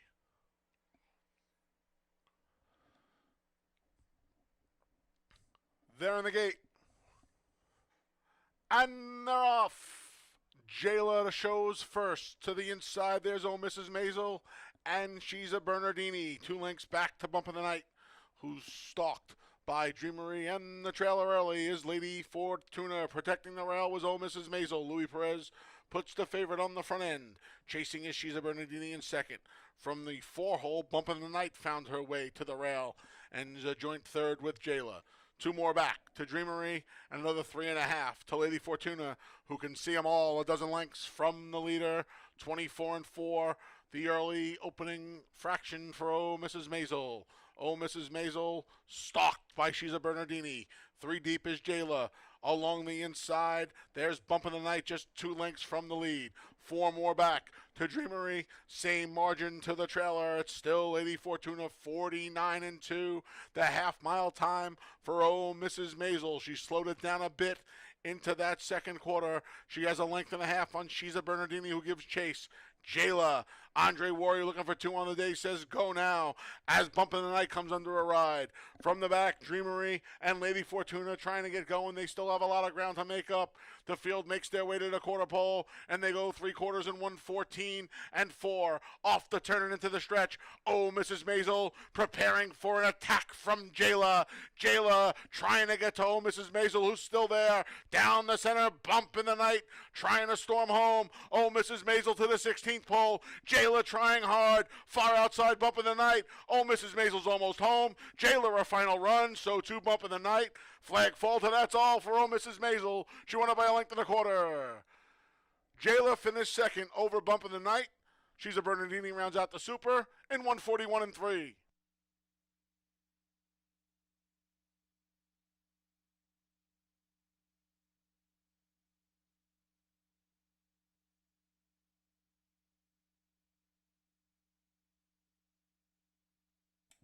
Number 1, No Mrs. Maisel was first. It's a photo for second.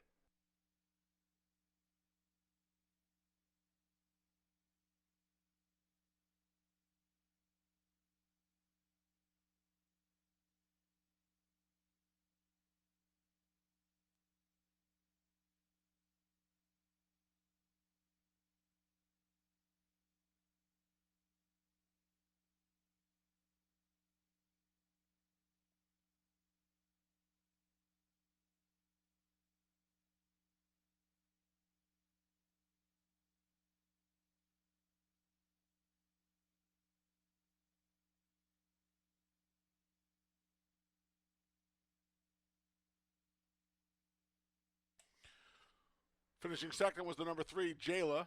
Third, the 4, Bump in the Night. Fourth, the 2, She's a Bernardini. 1-3-4-2 here in race number 3.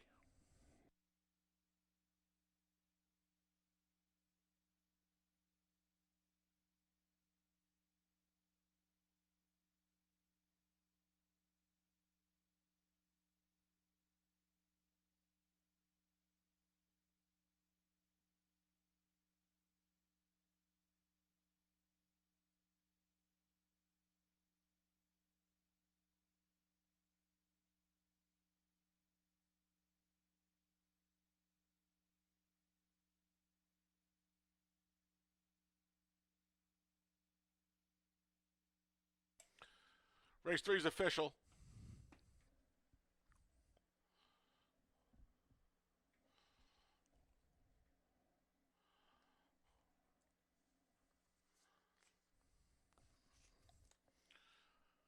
Returning to the winner's circles, the number 1, Oh, Mrs. Maisel.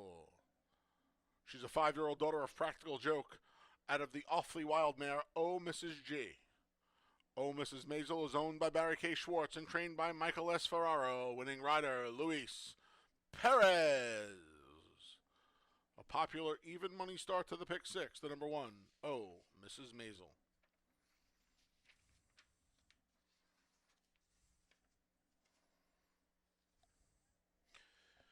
$2 double 5-1, $9.50. $2 exact at 1-3, $33.80. 50-cent try 1-3-4, $21.37. And the 10-cent super 1-3-4-2, $7.87. Race 4 comes up next.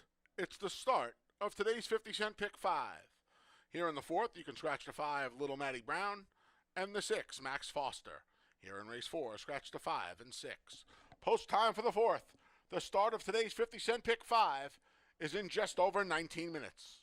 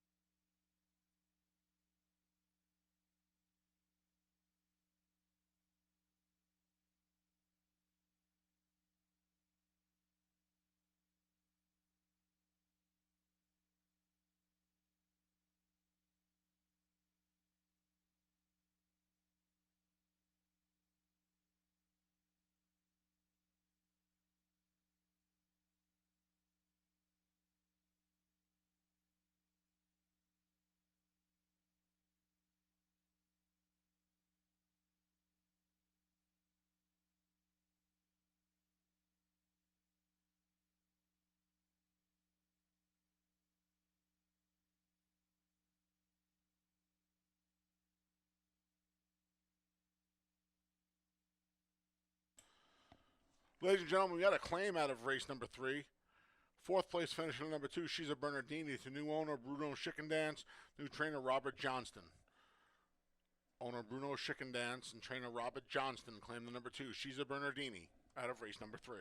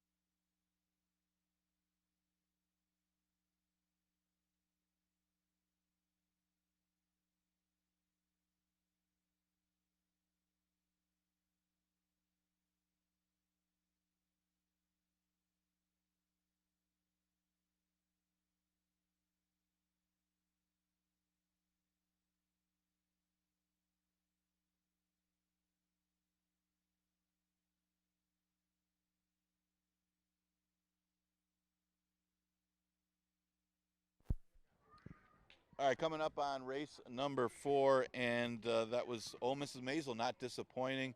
Got a easy enough pace from the inside in the drop-in class, the 11 to 9. Good enough. Luis Perez for trainer Michael S. Ferraro. The fourth race, see, some people are upset about that race. The fourth race starts the pick 5, exacta try, super, and daily double offered. 11 to 9 claimer again, and this is a sprint. And we'll look at, this is a wide open one. You got the 4 Almondro, who's at odds of 5 to 2. Nutsy getting a lot of play at 3 to 2, and figures to get a pretty good trip in there. But I landed on Almondro just on class. This is a good spot for him. You remember early in his career, he was running against some tough allowance groups, some of the better horses on the grounds in the sprint races. Found a home at the 11 to 9 level, and I thought he ran better last time. There seemed to be a lot of speed signed up for that race. Jackie was able to get to this horse to the front and almost held on against a good group going this distance 6 furlongs. If he's able to make the front or at least be out there with Father Walsh, he's very dangerous in this spot. You'd like him a little more going 5.5, but I think at this level against this field, going to give him a slight edge.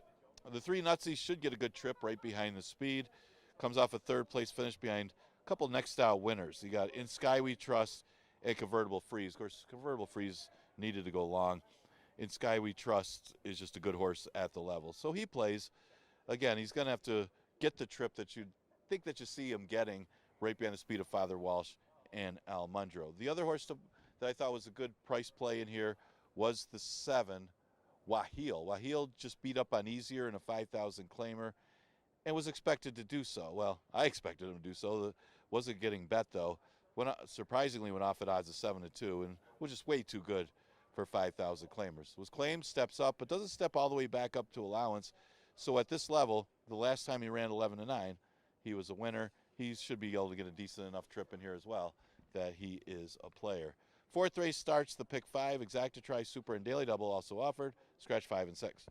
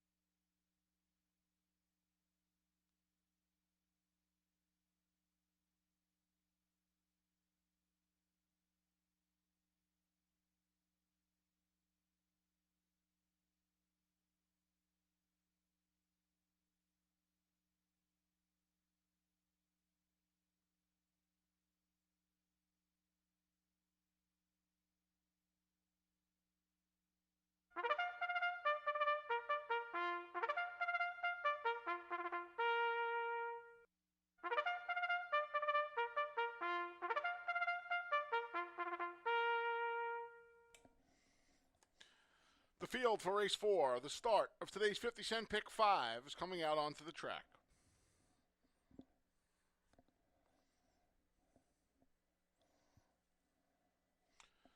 The 1 is Father Walsh. Emmanuel de Diego rides. The 2 is He's Got a Short Fuse. Luis Perez looks to go back-to-back on the Monday card. The 3 is Nutsy with Cabracoa. The 4 is Almendro. Jackie Davis is in the saddle. Scratch to 5, Little Matty Brown. And the 6, Max Foster.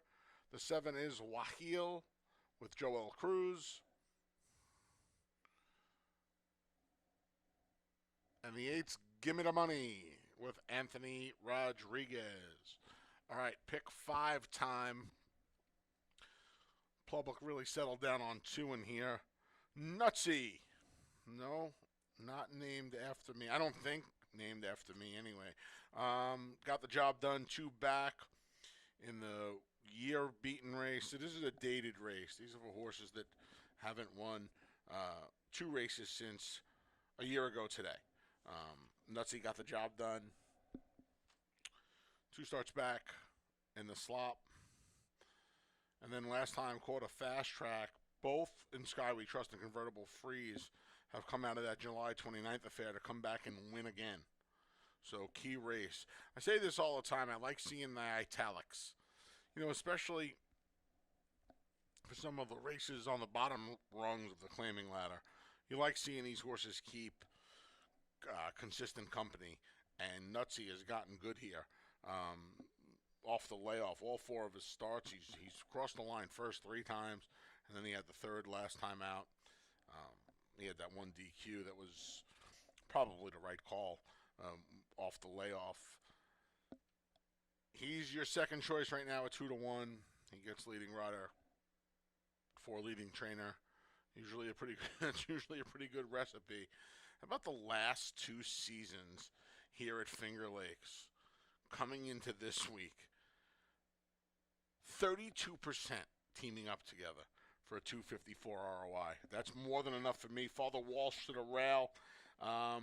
Did not do much running, 2 starts back. And last time he had a little bit of a tough trip once they straightened out for home. Just missed by a little over a length. 2 of his last 3, throw that race 2 back out. Man, he's dangerous in here as the 3rd choice at 5-2. Like Father Walsh a bit. I would have to use all 3 of them in here. I couldn't separate the 3 favorites. You don't really need me to tell you that, but I really couldn't. I guess the 3rd one out would be, the one out I would leave out is Almendro, who's the 9-5 favorite right now. He just missed for a beaten race. Not a dated race, but a beaten race. So they're a little bit, the beaten races can be a little more difficult, but he's another one. He's had some consistent figs as well. 3-1-4 here in the 4th. Nutsy for me. Best of luck if you're playing today's 50-cent pick 5.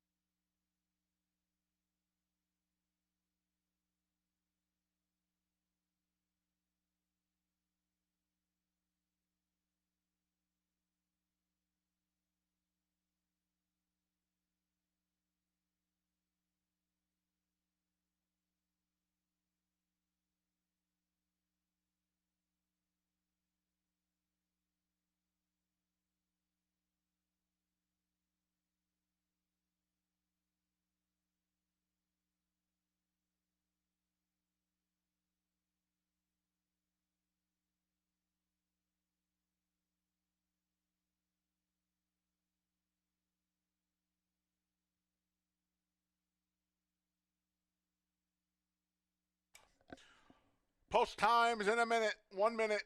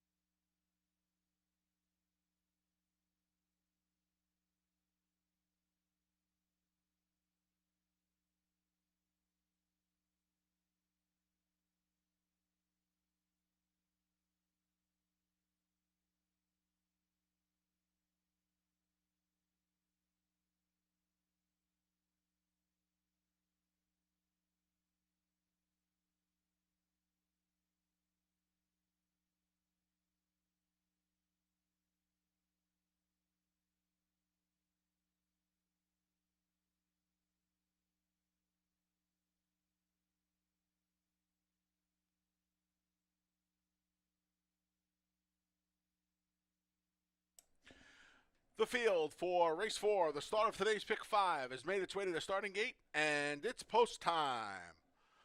Father Walsh, the first to load in, followed by He's Got a Short Fuse.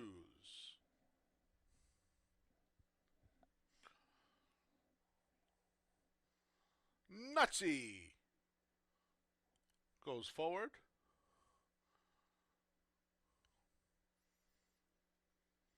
Here's Almendro.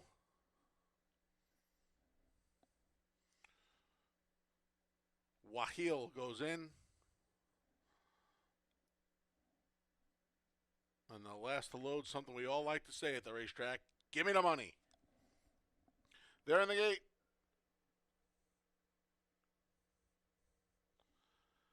And they're off. Oh, tardy start there. Father Walsh, he threw his head and spots the field a couple of lengths. Up front, Almendro and Jackie Davis make a clear lead. They have a length and a half. From the outside draw, Give Me the Money chases in second. 3 deep, that's Wahil. Riding the rails in fourth is Nutsy. Then we come back to He's Got a Short Fuse. And after the tardy start, Father Walsh is a half dozen lengths from the lead in 3 deep. They go through an opening quarter in 23 and 4. A pedestrian-like opening panel for Almendro. Give Me the Money and Wahil stacked 2 and 3 deep. Moving up from last is Father Walsh. Between is Nutsy. Then He's Got a Short Fuse. 3.5 from top to bottom as they're midway on the turn. Almendro, the half, 47 flat. Off the turn and into the stretch. Almendro cuts the corner and opens up by 2. Give Me the Money's been chasing the whole way, as has Wahil. Up the inside is Nutsy, coming to the 16th pole. Almendro's almost home. Give Me the Money and Wahil, futile chase. Almendro drifted but won it by 3. Then it was Give Me the Money, Wahil, and Nutsy in 111 and 4.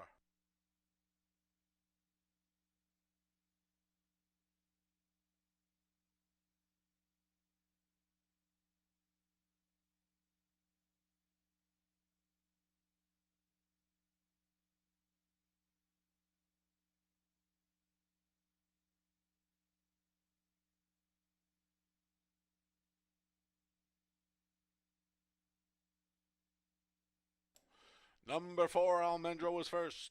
8, Give Me the Money second. 7, Wahil third. 3, Nutsy fourth.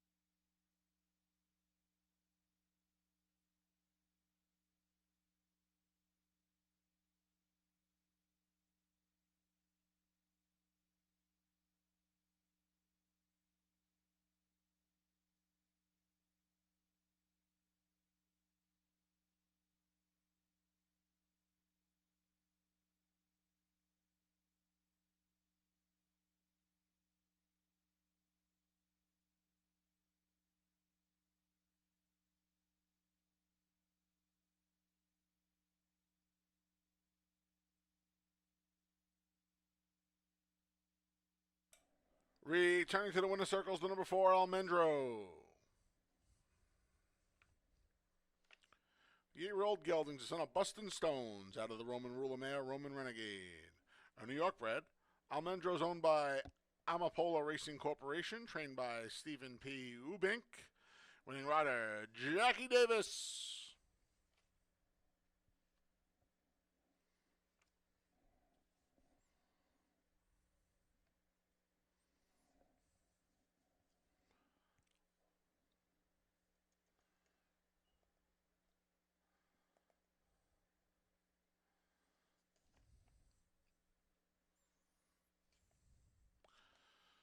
$2 double 1-4-1760. $2 exact to 4-8 3180. 50-cent try 4-8-7 3975. 10-cent super 4-8-7-3 17 bucks even. 50-cent pick 3 5-1-4 $6.75. And the 50-cent pick 4 6-5-1-4 $50.87. Early pick 4 is a wrap. Late pick 4 comes up next. No changes in the 5th. Race number 6. Please note the number 2, Visions to Reality, was a gelding in his first start. The 7, Pasta and Polpette, is a gelding. Race 7. Scratch the 4, Dancing with Jake. And no changes out of race 8. Post time for race 5. The start of today's late pick 4 is in just over 19 minutes. Folks, don't forget 1 week from today, it's Labor Day. Come on out to Finger Lakes Gaming and Racetrack on Monday, September 2nd for our annual Labor Day extravaganza. We're going to make it an old-fashioned Labor Day this season as we roll back the price of hot dogs to just $2 and sodas to $1.50 beginning at noon on the clubhouse side. We'll host the annual Jockeys Foot Race, a fundraiser for the PDJF, the Permanently Disabled Jockeys Fund. Finger Lakes will donate $200 for each jockey that participates in the foot race. Full field of 12 with an AE on tap for the foot race. There'll be a couple of how-to-bet seminars, one at 12:15 and one at 12:45 in the lower clubhouse. One recipient at each of the seminars will get a $20 voucher just for attending. Your Finger Lakes Racing program free at both program stand outlets. And finally, the feature that day is the $50,000 Arctic Queen, the highlight of a great day of racing. It's Monday, September 2nd, just a week from today. Our annual Labor Day extravaganza at Finger Lakes Gaming at Racetrack. Doors at 11:30. First post 1 p.m. You don't want to miss it.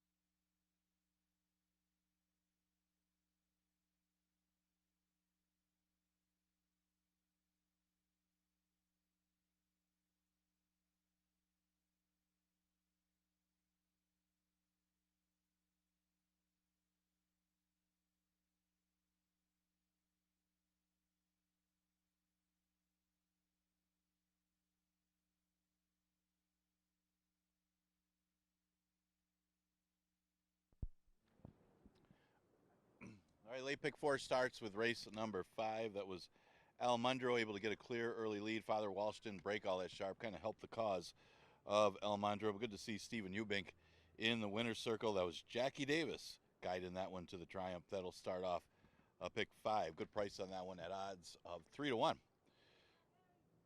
5,000 claimers the 5th. Now where's the 2 races since the date for fillies and mares. 4-1 morning line is in traffic. I see the horse is getting some early play though. She's a logical horse in here despite being 4-1. She won for 5,000 in a sprint, stretched out, and the big question was going to be how she handles the distance, and she actually ran very well, at least proved she can get the distance. Just was no match for the top 2 of Saloon Girl, who was the speed, and Just Stay Home, who was a pretty good one in that condition. So she gets some class relief but stays in the route, and if she repeats that last effort for 5,000, she figures to be awfully tough in here, and she's at odds of 7-5.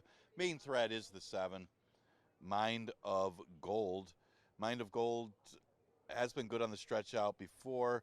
Did run a mile on a stretch out this year and ended up finishing 4th, but that was against the 11-9. So this one, like in traffic, will go a route, but for 5,000, and that could be the key because last time was a sprint for 5,000, and she's got some tactical speed that could put her out there with Call Me Carmelita, and should be very formidable in this spot. She's currently at odds of 3-1. We'll get some play in this race. No surprise. Then you kind of look at, those seem to be the 2 main threats in here, I thought. The 3, Melissa Smile, she's at the mercy of the pace. Stay Home Mama, more of an underneath type against allowance horses. She's not even putting her late kick in to be 2nd or 3rd that she normally did in the past against the 1 state breds. Melissa Smile, maybe she could come around. She's obviously got a little back class running against allowance fields, but she's always been one of those that are at the mercy of the pace with her deep closing style, and there doesn't seem to be a ton of speed in this 5th race. Exactatri Super Daily Double and pick 4 starts in this race. You got 7 minutes to post.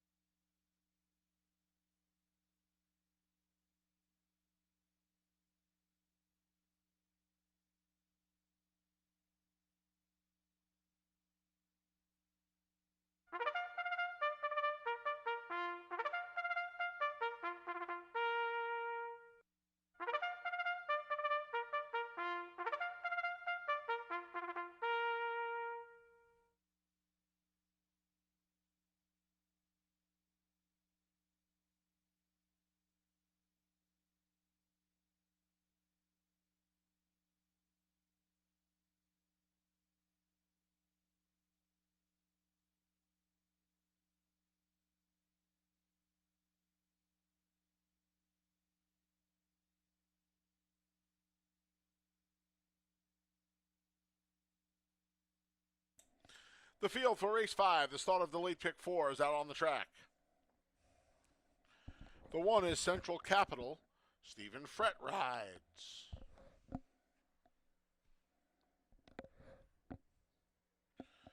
The 2 is In Traffic. Jeremias Flores looks for a riding double. The 3 is Melissa Smile with Jose Baez. The 4 is Girl of Toscanova. Anthony Rodriguez is in the boot. The 5 is Stay Home Mama with Joel Cruz. The The 6 is Call Me Carmelita. Jackie Davis looks to go back and to back. And the 7 is Mind of Gold. Kevin Navarro rides. All right, field of 7 going a mile and 70. Kick off the late pick 4. There are the tickets. As you can see, well, Dave and I spending the same amount of money, but a little bit of a different approach here. A couple of different runners. I thought the last race was an absolute crapshoot. That should be races 5, 6, 7, and 8. Don't be confused. There's not 9 races today. Races 5, 6, 7, and 8. Those were those races for in the late pick 4 today. There you go. I singled the 2 here in traffic. He was my only single on the entire card. I should say. Stretched back out to the mile and 70 for the first time this season. Last year, her last race of the season was against the boys in a $5,000 beaten race called a sloppy track. Now, she has a win on a wet track, 2 starts back, going 3/4, but I don't really think that's her game. I think she likes the dry land a little bit better. No match for Saloon Girl last time. Comment in the form actually says no match for the top 2. I thought she raced pretty well last time, but the top 2 did kind of leave her late in the game. We'll see without those in here, dropping to the nickel. The nickel's where she belongs. That's her home. And she's 6 to 5, so I'm not giving you any great shakes here. Hopefully we can catch some prices in the next 3 legs. But in traffic from me in here, like I said, she was my best play of the day, my only single. I thought she'd be a little bit of a better price, but she's on the board right now. At 6 to 5, the number 7, Mind of Gold.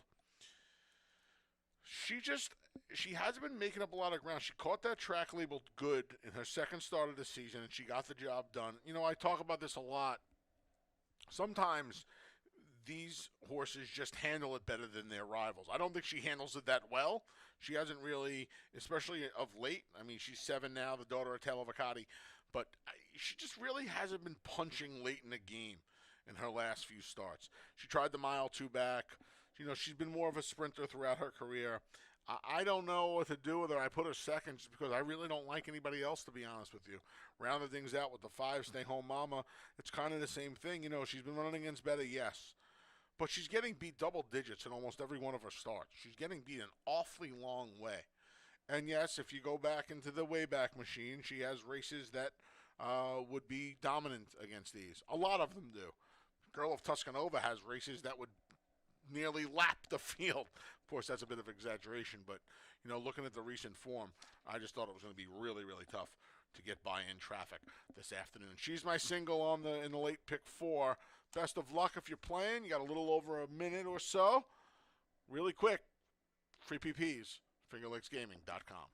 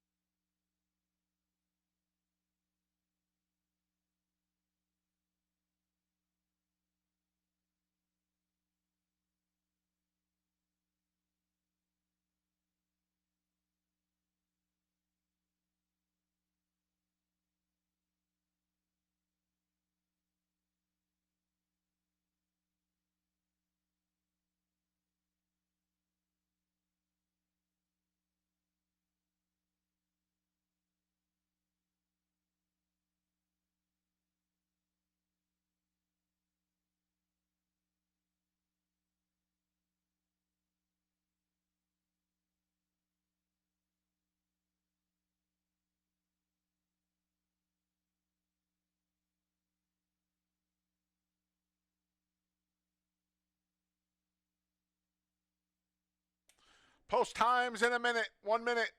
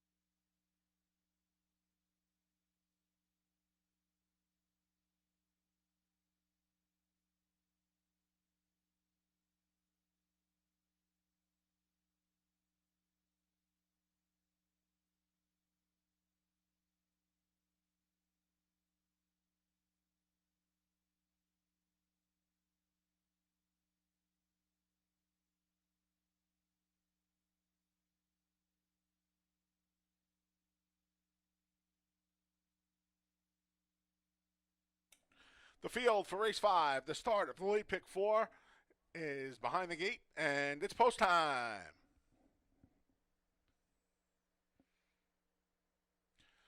Long shot Central Capital goes in first.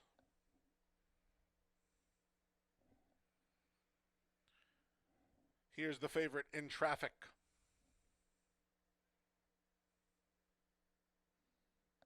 Melissa's Smile is up next.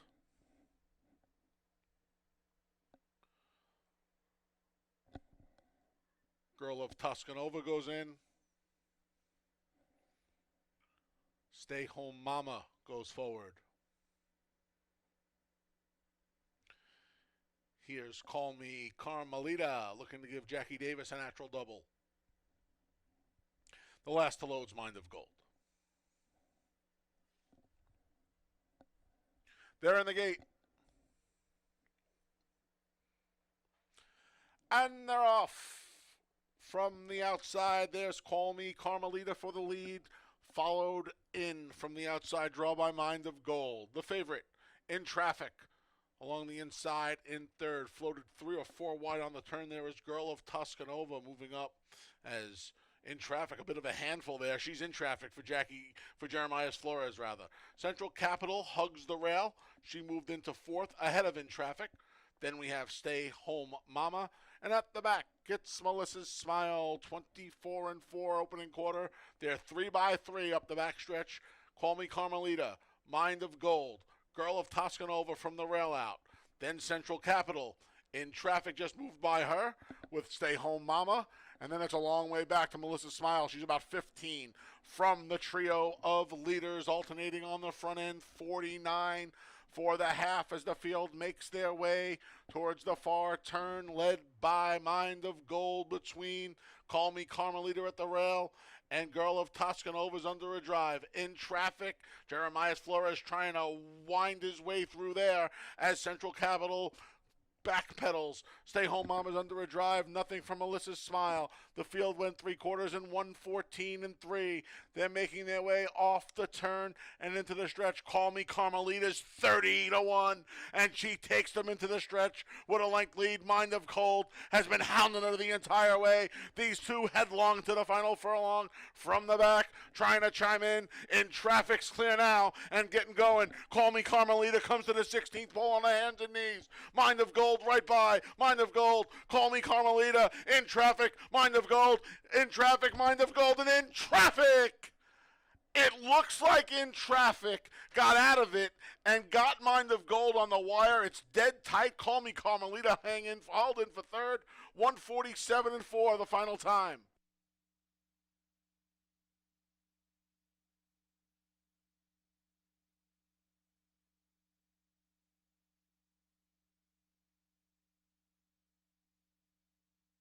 Photo finish. Hold all tickets.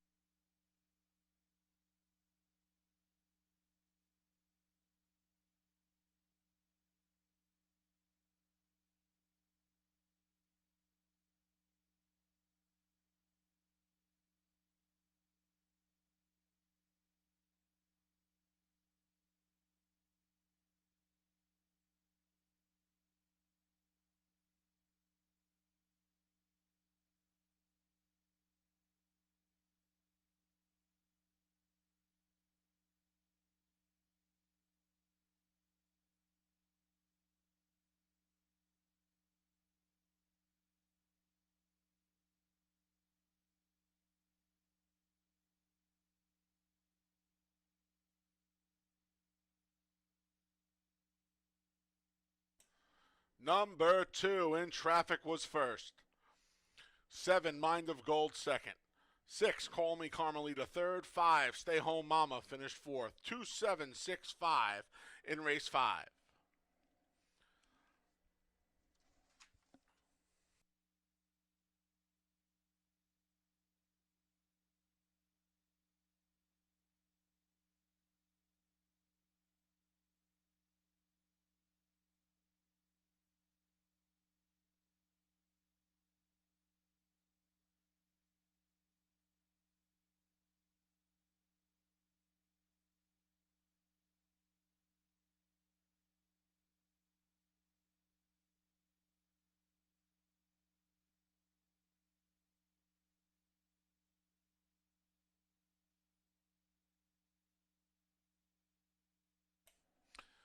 Race 5's official. Returning to the winner's circle is the number 2 in traffic. 5-year-old mare is a daughter of Cross Traffic. Out of the Tappet mare, Hell of a Hunch. In traffic is owned and trained by David M. Rivera. Winning rider 2 on the day for Jeremias Flores.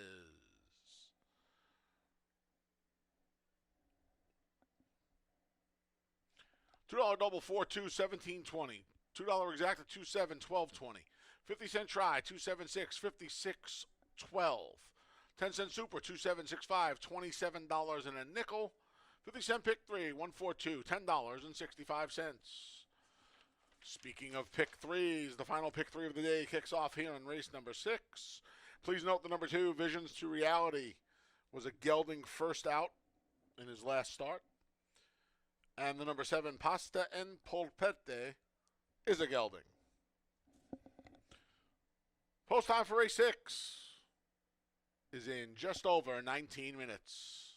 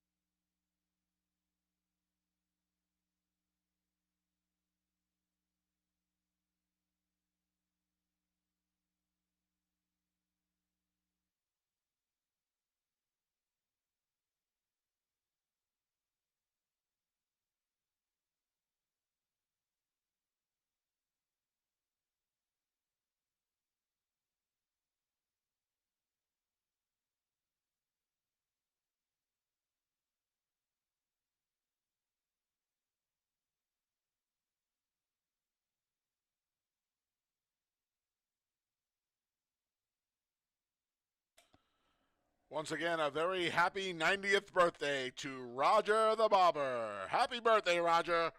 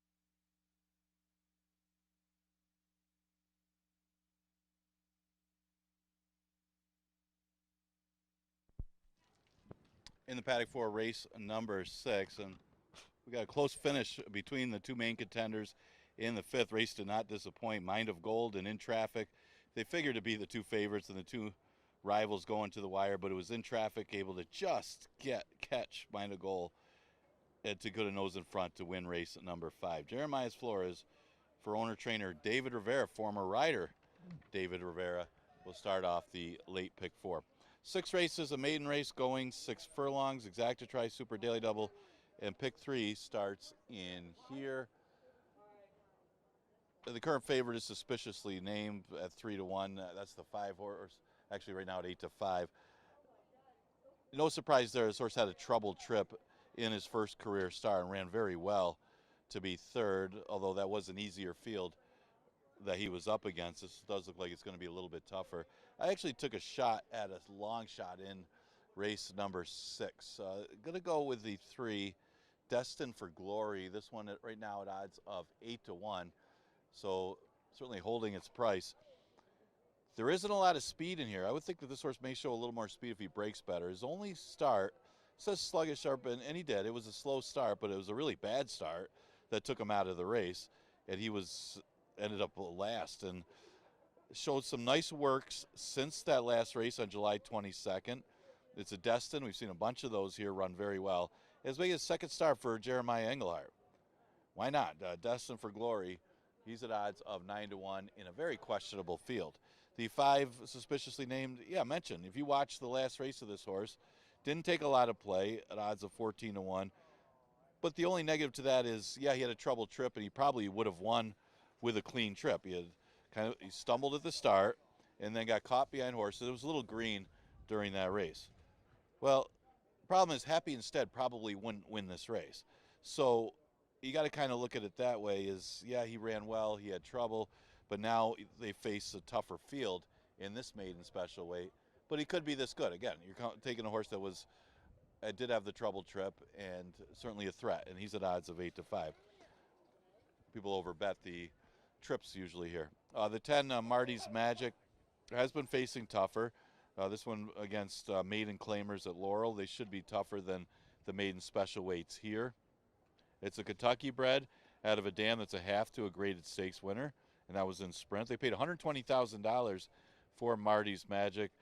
The negative about Marty's Magic, though, is he's had a lot of chances, even though against a little tougher, and he's got a tough post today. The good thing about that is he does have some sprint speed, even though he's turning back out of routes. Again, there's not a lot of speed in race number 6. So that's some of the contenders for this race. Exacta Try, Super Daily Double, and Pick 3 starts in here.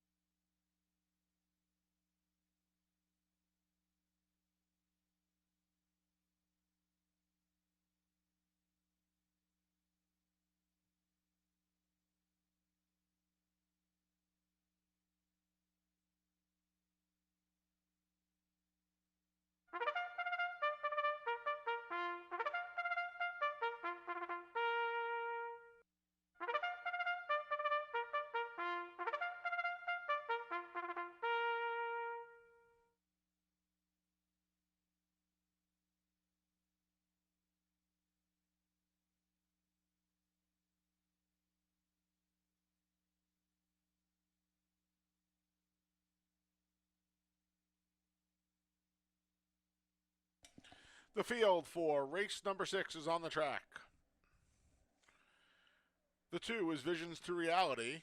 Jeremiah Flores looks for a riding triple. The 3 is Destined for Glory, with Andre Worry looking for a riding double. The 4 is Joe West. Cabracoa rides. The 5 is Suspiciously Named. Jackie Davis looks for 2 on the day. The 6 is Find a Name with Joel Cruz.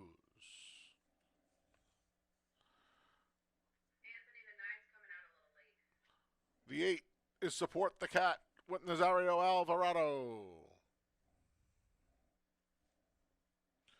Here's the 10, Marty's Magic. Luis Perez looks for a riding double.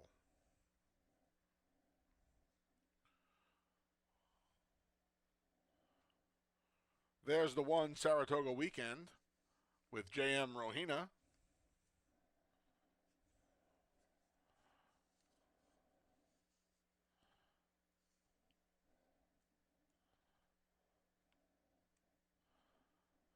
The gray is the 7, Pasta en Polpette with Rafael Rohina Jr.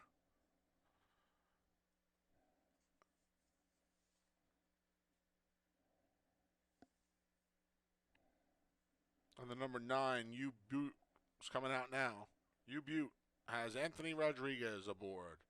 All right, quickly here, as we have just a few minutes to post. I went to the 10, Marty's Magic. Ordinarily, I do not take 0 for 15s, but this one comes in from Laurel, has been at Parks, has been at Belmont, and on the Naira circuit. Comes in here for a little circuit relief. Cuts back from a series of distance races to a sprint. Source has a 7 furlong race in his card that would absolutely dust these. He also has a 6 furlong race from way back. So he's not a stranger to sprinting. The one-turn race at Laurel, the miles of one-turn race, he just got beat a neck there. I don't know if how he's going to handle the 3/4, but I really couldn't find anyone else, so I put him on top. The 4, Joe West, he cut back to no avail last time at a big price. He finished 4th, rounded out the Super. He had a couple of races to start the season that put him in the mix here. We'll see if he can rebound and refine that form. The number 3, Destined for Glory, is how I round things out. Just didn't break, really. Kind of just walked out of there. He took money. He was 5 to 1 in a big field of 8. He just didn't really do much. He gets Andre Worry aboard. Jeremiah Englehart and Andre Worry already teamed up with a winner today. They took the opener with Unicorn Cake. 10-4-3 from me. For you foodies out there, the number 7, Pasta en Polpette, is meatballs and spaghetti, essentially, in Italian, thanks to my main man, Rafael Corso, for the pronunciation. Late pick 3 kicks off here. Best of luck in race number 6.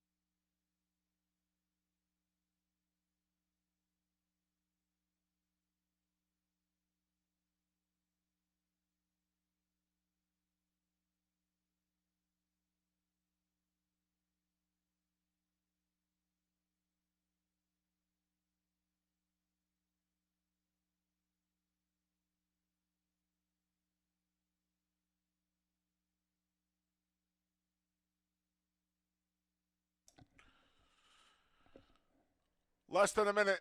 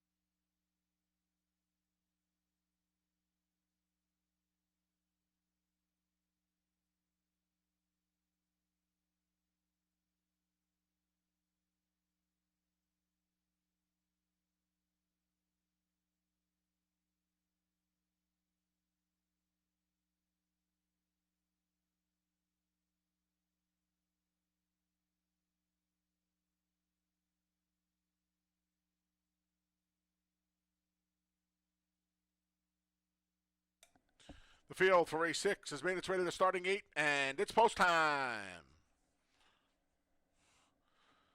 10 maidens going 6 furlongs. Kick off the final pick 3 of the day. One of 2 first-time starters. The number 1, Saratoga Weekend, the first to load in.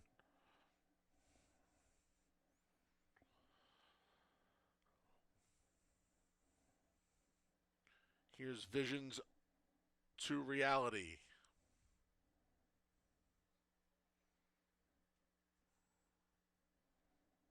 Destined for Glory goes in.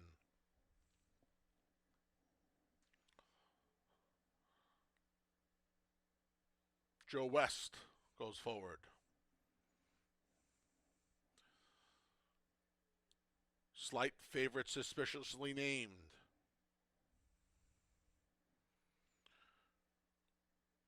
Appropriately next door is Find the Name.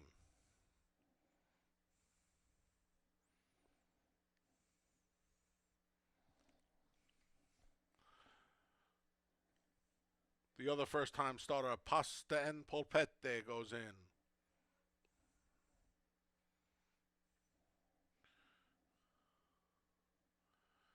Here's Support the Cat. You Butte. And the other vying for favoritism, actually just ticked down to slight favoritism, is Marty's Magic, shipping in from Maryland. A lot of M's. They're in the gate. And they're off from the outside. You Butte for the lead. Challenged immediately by the first of Saratoga Weekend, who speeds up. In between them is Joe West.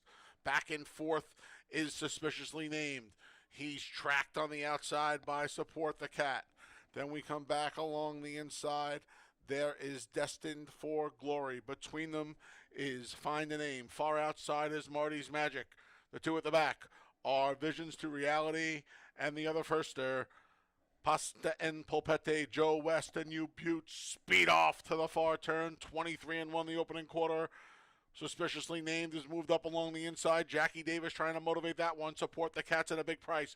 From the back, Marty's Magic begins to stir, as does Destined for Glory. The field goes to half in 46-4. Off the turn and into the stretch. You Butte outside of Joe West. Down the center, Suspiciously Named. Far outside, Marty's Magic. They're in deep stretch now. It's still Joe West. Marty's Magic with a full head of steam. And You Butte, Marty's Magic trying to reel in Joe West. Joe West, Marty's Magic right on by to break his maiden by a length. Then it was Joe West, You Butte in 113.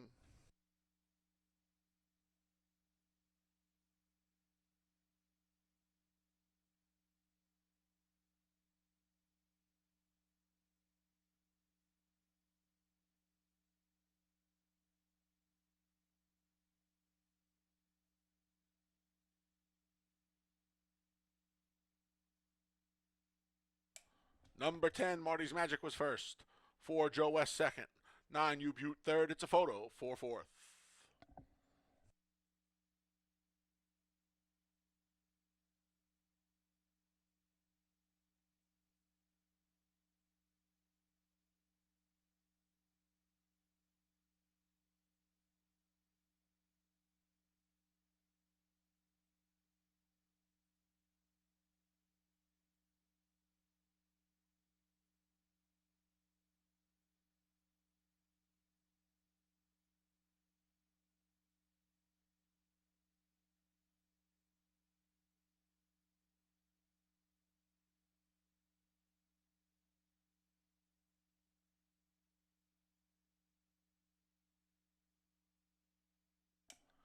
Five, Suspiciously Named fourth. 10-4-9-5 here in race 6.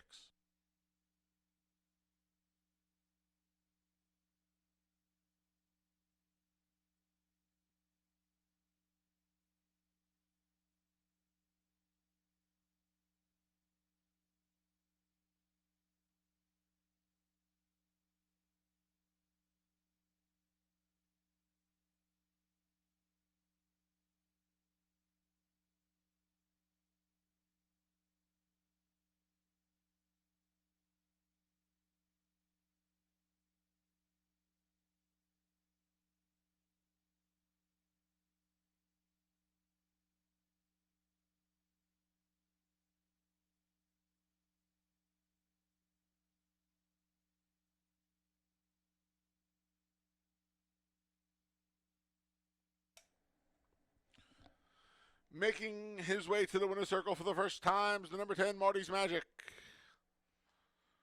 The 4-year-old gelding's a son of Not This Time out of the Thunder Gulch mare Echo Storm.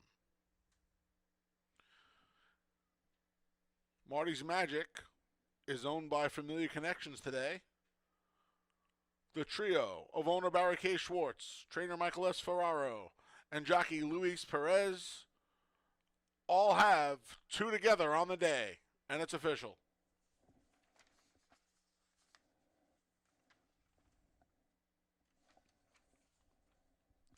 $2 double, 210, 1060. $2 exact at 10.4, 1680.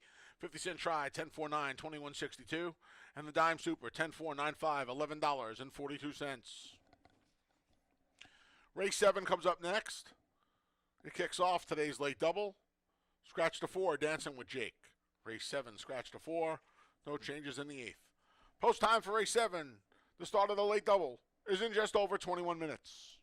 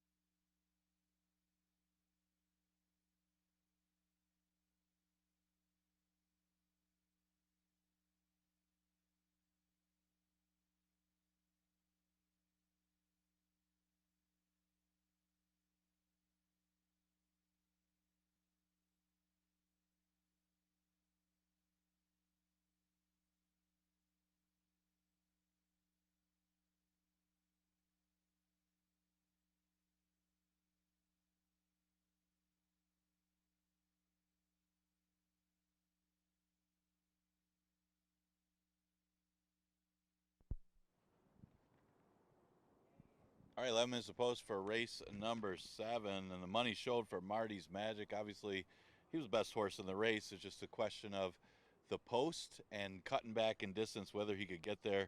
Well, he answered that. He got the victory. Louis Perez for trainer Michael S. Ferraro. Had a great first visit to Finger Lakes. Made it a winning one. All right, the late double starts with the 7th, a good allowance race. This is our feature going to mile 70. We scratch the 4, Dancing with Jake. Okay, look at a few of these. The 8, English Storm. Now, this is a good competitive allowance race, and you can tell by the numbers. English Storm comes out of the race, won by Solo Tonight. Now, Hey Toby was the one that took over the lead in the stretch, looked like the winner, was on his way to victory, and then started to drift out. Well, Solo Tonight, the winner, got the trip up the middle to get the victory. English Storm also trying to make a late move.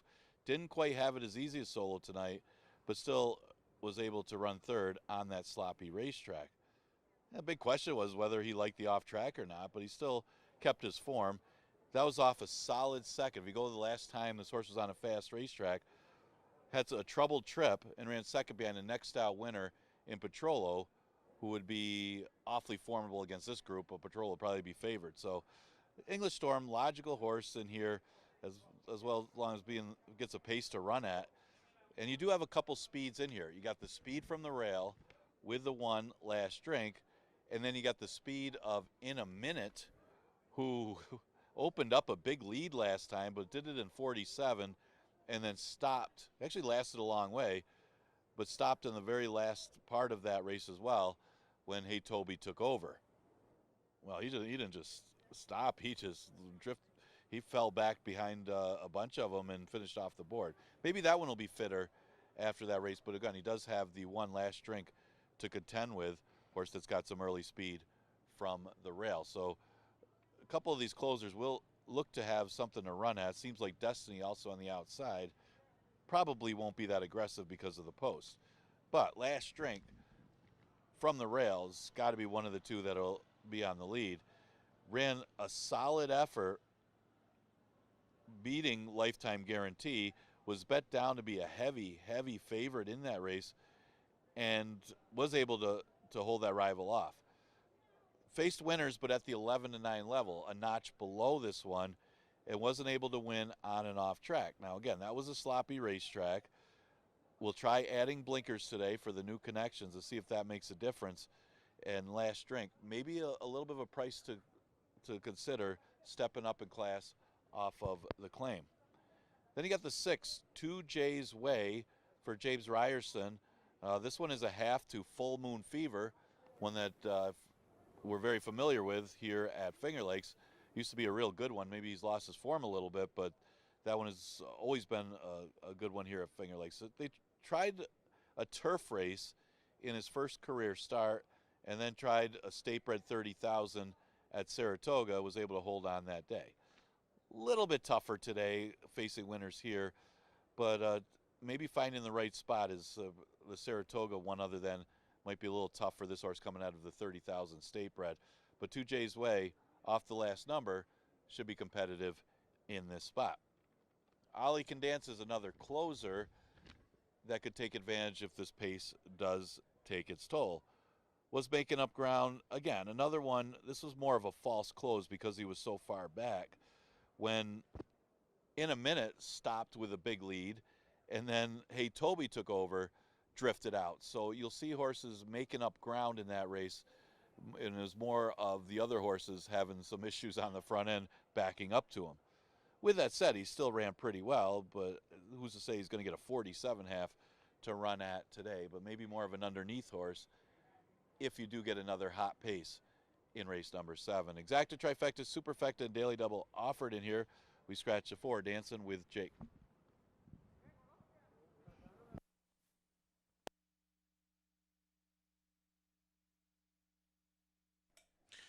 Ladies and gentlemen, please note the number 7, Socks for Daughters, raced with a hood last out and will race with a hood again today.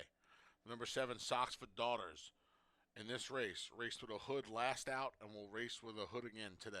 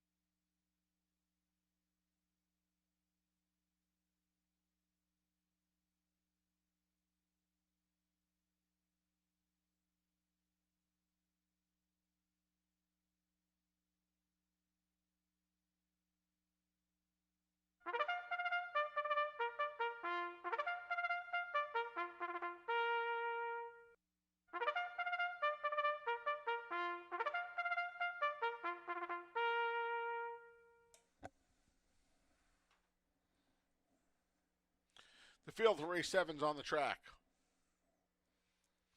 The 1 is Last Drink with Jeremiah Flores. The 2 is Hinani with Cabracoa. The 3 is Ollie Can Dance. Kevin Navarro rides. Scratch the 4, Dancing with Jake. The 5 is In a Minute with Joel Cruz. The 6 is 2 Jay's Way with Luis Perez. The 7 is Socks for Daughters with Jackie Davis. The 8 is English Storm. Andre Worry rides. And the 9 is Seems Like Destiny with Emmanuel De Diego. All right, give me the Saratoga Aqueduct Shipper 2J's Way. Debuted on turf. Looked like he needed that race. It was a turf tightener. Went out of that mile Wilson shoot and got the job done in his second start. First on dirt for Jimmy Ryerson. Luis Perez looking for 3 on the day. This one without Barry Schwartz and Ferraro Sr. I think this horse can stalk and pounce in here. Gets around 2 turns for the first time on dirt. That's 1.5 turns out of that shoot at Saratoga. It starts on the clubhouse turn, and then the 2-turn race was 2 turns on the grass down at the Big A. So we'll see if 2J's Way. I don't think it's going to be a problem getting this 2 turns here today. Can get the job done first time here in Farmington. The other favorite here is the 8 English Storm. Made his way to Finger Lakes, broke the maiden at first, asking in the special weight ranks. Then caught a pretty good field of sprinters. Uncle George is an old hard-knocking horse. Stars and Stones is on his way up here. He ran a good 4th. He got beat just 3 lengths. He had a terrible start that day, too. He could have won that race. 2 stretch-out races were 2 of the fastest figs he's run so far. Repeat winner Petrolo, 2 back, and then solo tonight, last time out. He was wide on the far turn, too, and still kept coming in the slop. Versatile sort so far in his career as English Storm. We'll see if he can get Maya and Andre Worry, another winner on the card. Finally, to number 3, Ollie Can Dance. Boy, I'll tell you what, he makes up ground in the stretch in most of his races. Got the job done in start number 12 to break the maiden 2 back. Caught a sloppy track, passed almost all of his rivals to get beat just 3.5 lengths. He made up a lot of ground in the stretch last time, probably about 10 lengths. Fell 3.5 lengths short. He fell just about 2 lengths shy of English Storm. One horse is 3-1, the other horse is 6-1. That's far too big of a discrepancy on the tote board there. As you see, Ollie Can Dance and Kevin Navarro just chilling out behind the starting gate here, right in front of the stands with a 1.70-yard start. 6-8-3 as we kick off the late double. Best of luck in race 7.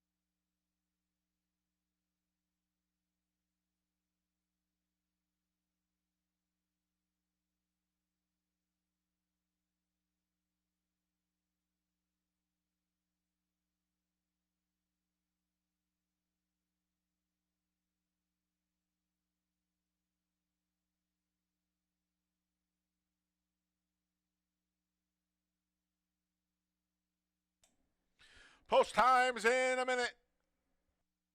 1 minute.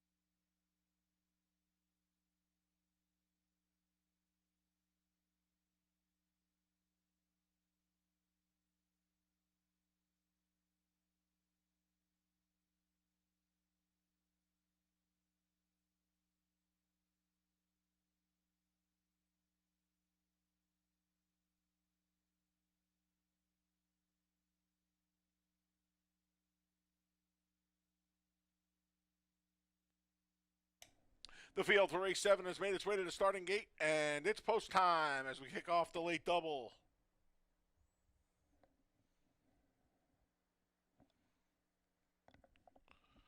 First to loads the gray, last drink.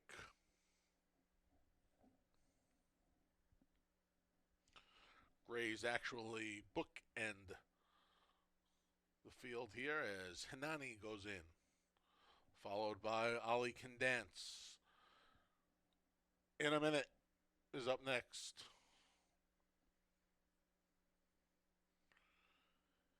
Here's Saratoga Shipper to Jay's Way.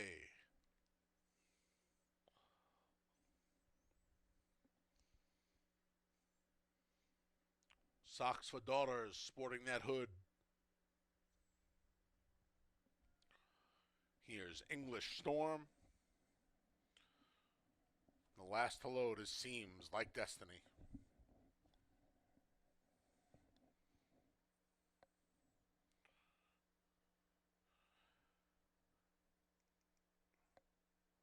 Seems Like Destiny a bit reluctant. Gets a spin. Now goes in. They're in the gate. And they're off. From the inside, there's Hinani for the lead. Immediately joined by In a Minute. And on the far outside, Seems Like Destiny joins the fray as well. Gap of 2 lengths back to Do Jay's Way, who settles into 4th, just inside of English Storm. Along the rail is Last Drink. The 2 trailers are Ali Can Dance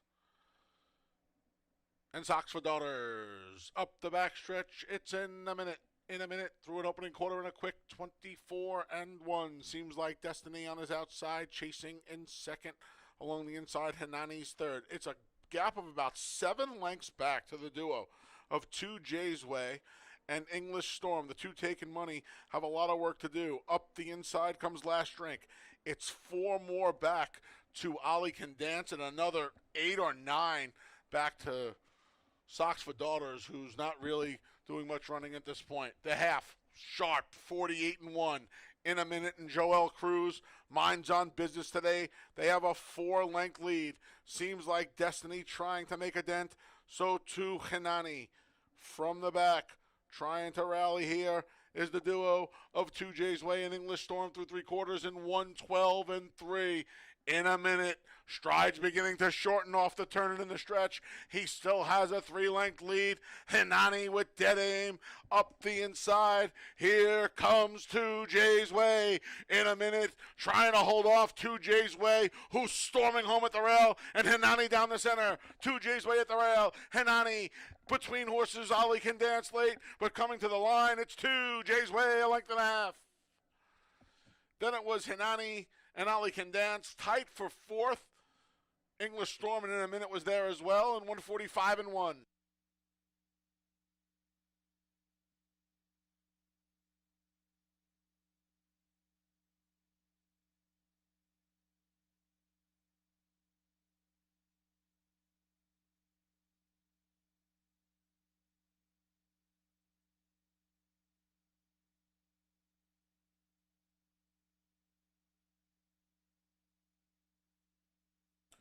Number 6, 2 Jay's Way was first.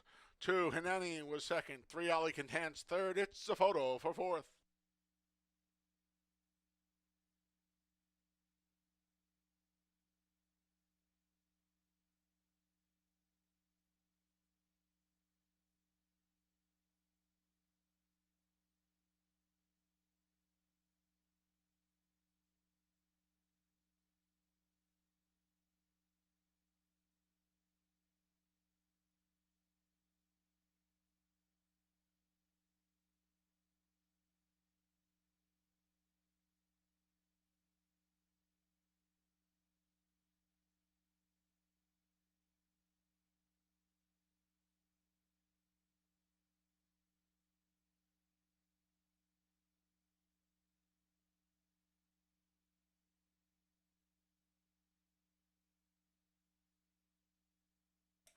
Number 8, English Storm, finished fourth. 6-2-3-8 in race 7.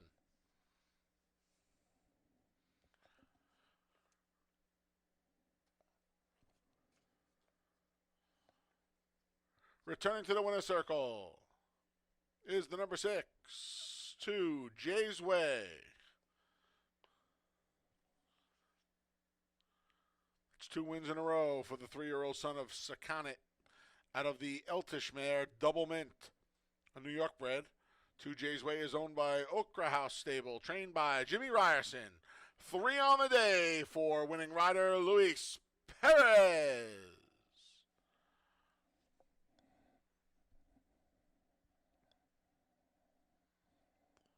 And it's official. $2 double 10-6, 19-20. $2 exacta 6-2, 65 even. 50-cent try, 6-2-3, 53-62. And the dime super, 6-2-3-8. $25.25. Race 8 comes up next. The finale offers win, play, show, exacta try, and superfecta wagering. No changes in race number 8. Post time for the finale is in just over 20 minutes. Folks, don't forget to come out next Monday, September 2nd, Labor Day, for our annual extravaganza here at Finger Lakes. We're going to make it an old-fashioned Labor Day this season as we roll back the price of hot dogs to $2 and sodas to $1.50 beginning at noon on the clubhouse side. Also on Labor Day, we'll host the annual Jockeys Foot Race, a fundraiser for the PDJF, the Permanently Disabled Jockeys Fund. Finger Lakes will donate $200 for each jockey that participates in the foot race. We have a full field of 12 with an AE. I'll give you a guess as to what promotion I'll be joining. I'll be eating hot dogs and drinking soda. I will not be racing anyone. There will be how-to-bet seminars at 12:15 and 12:45 in the lower clubhouse. One person at each seminar will receive a $20 voucher via a draw just for being there. Your Finger Lakes Racing program will be free at both program stand outlets. And finally, the featured event will be the $50,000 Arctic Queen, the highlight of what figures to be a great day of racing. It's our annual Labor Day extravaganza. Doors open at 11:30. First post is 1 p.m. Next Monday, September 2nd. Don't miss it, right here at Finger Lakes Gaming and Racetrack.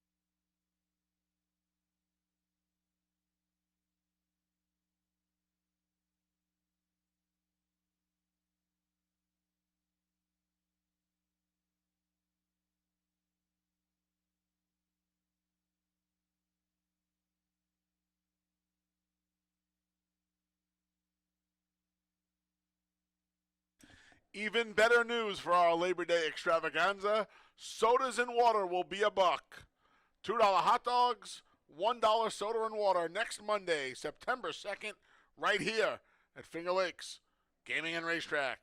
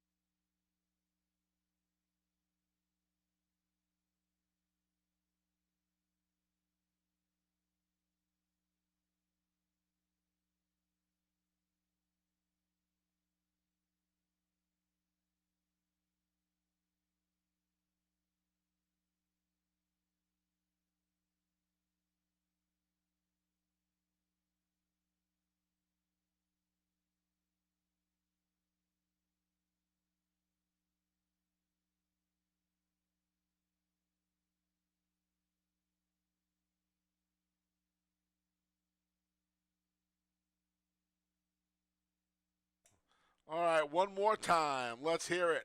Happy 90th birthday to Roger the Barber. Been around here for a long time at Finger Lakes. Happy birthday, Roger. The big 9-0.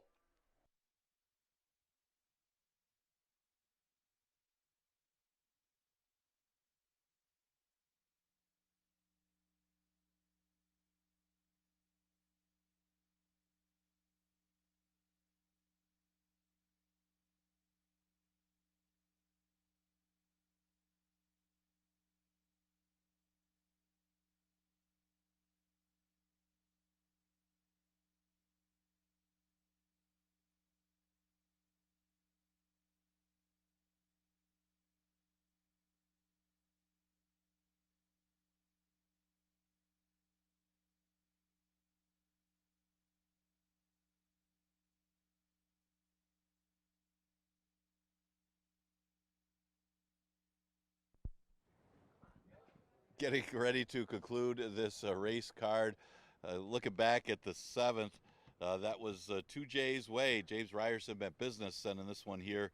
Well spotted. Louis Perez for Ryerson, able to get up to get the win, and $9 winner in race number 7. Just a reminder, we do continue live racing. We are to keep that 1 o'clock first post all the way into October now, with the exception of a few Wednesdays. Just remind you, on Monday next week, Labor Day at the races, we got $2 hot dogs, dollar sodas. The Arctic Queen Stakes, it's an annual stakes for the older fillies and mares. Should be a competitive field for that one.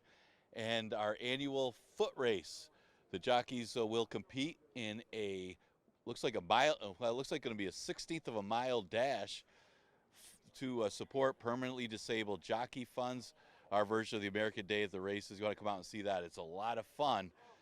Carlos Camilo, the heavy favorite for Monday, that foot race. So you want to be out here for Labor Day. A lot going on. Best place to be here at Finger Lakes Gaming and Racetrack. 5,000 maiden claimer is the 8th that goes a distance of 1 mile and 70. Good competitive group, but the big thing is, can One With Everything repeat that last effort when he almost pulled off the huge upset over No Surrender?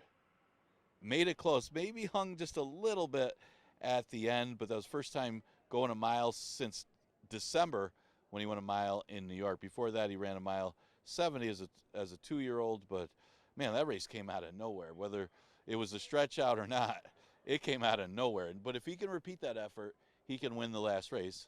Of course, a lot of ifs in this game, but he's at odds of 5-2. The 3 is Curlin's Hustle. I think I've been falling into the Jeremiah Engelhardt trap today, but Curlin's Hustle goes turf to dirt in this race, not even bred for the turf, so you would think that hitting the dirt would be an improvement for this horse, although he has shown nothing in 4 starts. But the class relief alone makes you think that this horse could come alive in this spot. This is a big drop in class, going all the way to the bottom to 5,000. Ran against state breds, but the special weight races in New York before trying the turf against Monmouth competition. So Curlin's Hustle at odds of 6-1. Real tricky read, not taking a lot of play. Jersey Greg is the morning line favorite. I think the big question with Jersey Greg is the distance. This horse not bred at all for a route out of a dam by hook and ladder, but has tried going long before and didn't really run that badly on the turf in routes.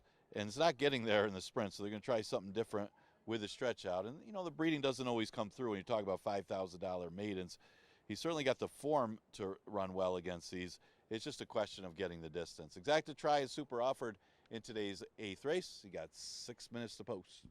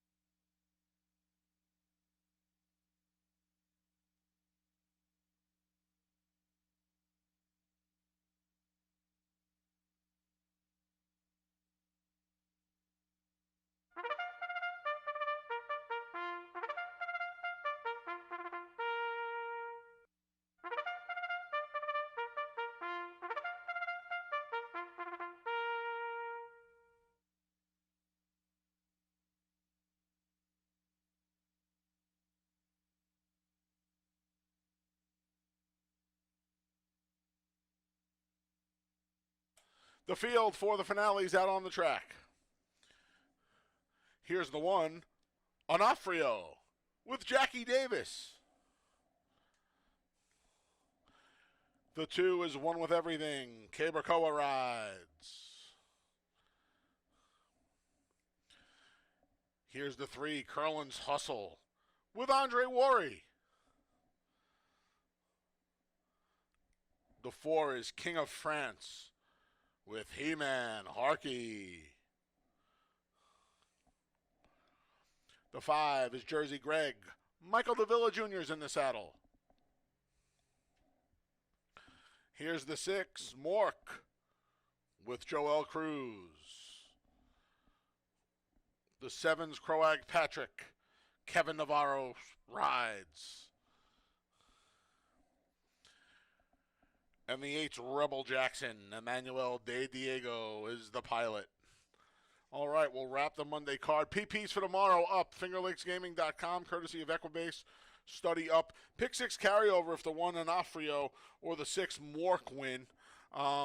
They are 2 of the outliers on the tote board right now. If you played the pick 4 ticket that I put up, well, you're going to hit it. We got an all ball in here. A couple of them eke out a very tiny profit. A couple of them triple, quadruple, and more the money. You know what Bernard Baruch said, you never go broke turning a profit. 2 ball, 1 with everything. Go for a hot dog right now. They're going to be $2 next Monday. I'll probably have 1 or 2 or 12. Just got beat a nose, stretching out to the 2 turns for the first time. He was a gigantic price, 19-1. Ordinarily, I don't like betting horses that are big prices. In fact, he's second choice right now. He has only been a short price in about half of his starts. He's usually big price. He was a big price last time on the stretch out. We'll see if he can get the job done in here. At 5-2, the number 5, Jersey Greg, a couple of sprints locally, now stretches out to the route. He's tried routing on the grass to no avail. We'll see if Main Track can help him. Jim Aquilano closing in on 2,000 career victories.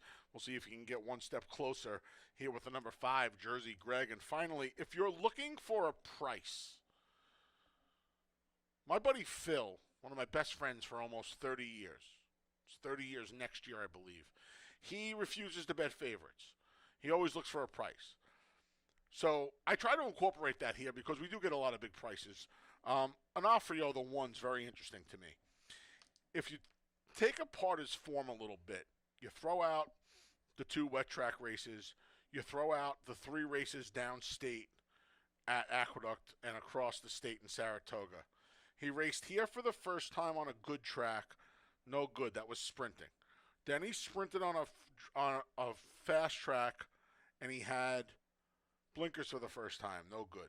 He almost upset the apple cart when he showed speed from the rail, which he draws today. Got beat just a length and a quarter. He'd have paid $65 that afternoon. And then last time out, he kind of no-showed.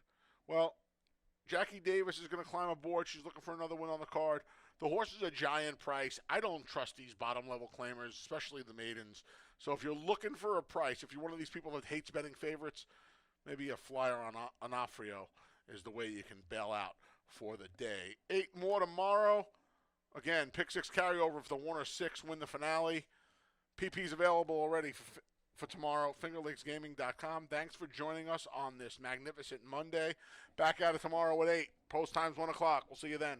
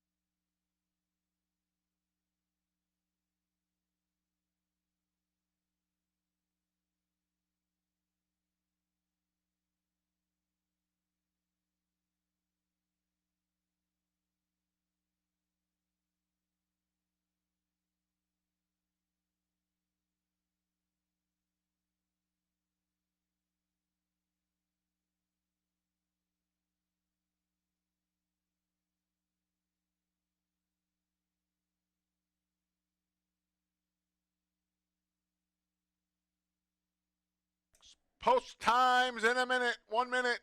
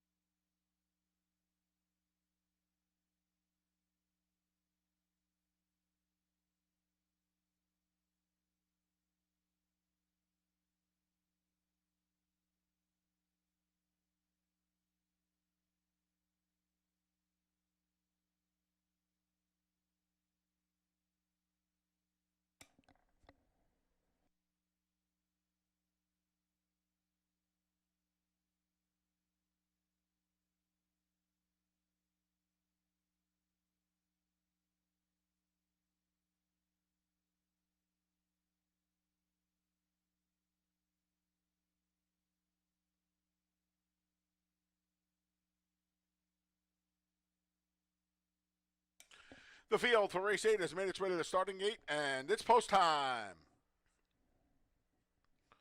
Set to load for the finale. Onofrio, the first to load.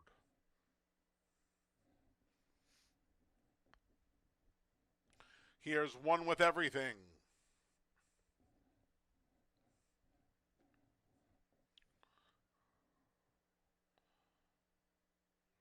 Curlin's Hustle goes forward.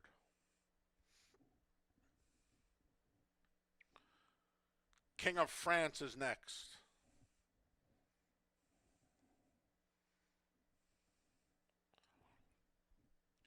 Slight favorite Jersey Greg goes in.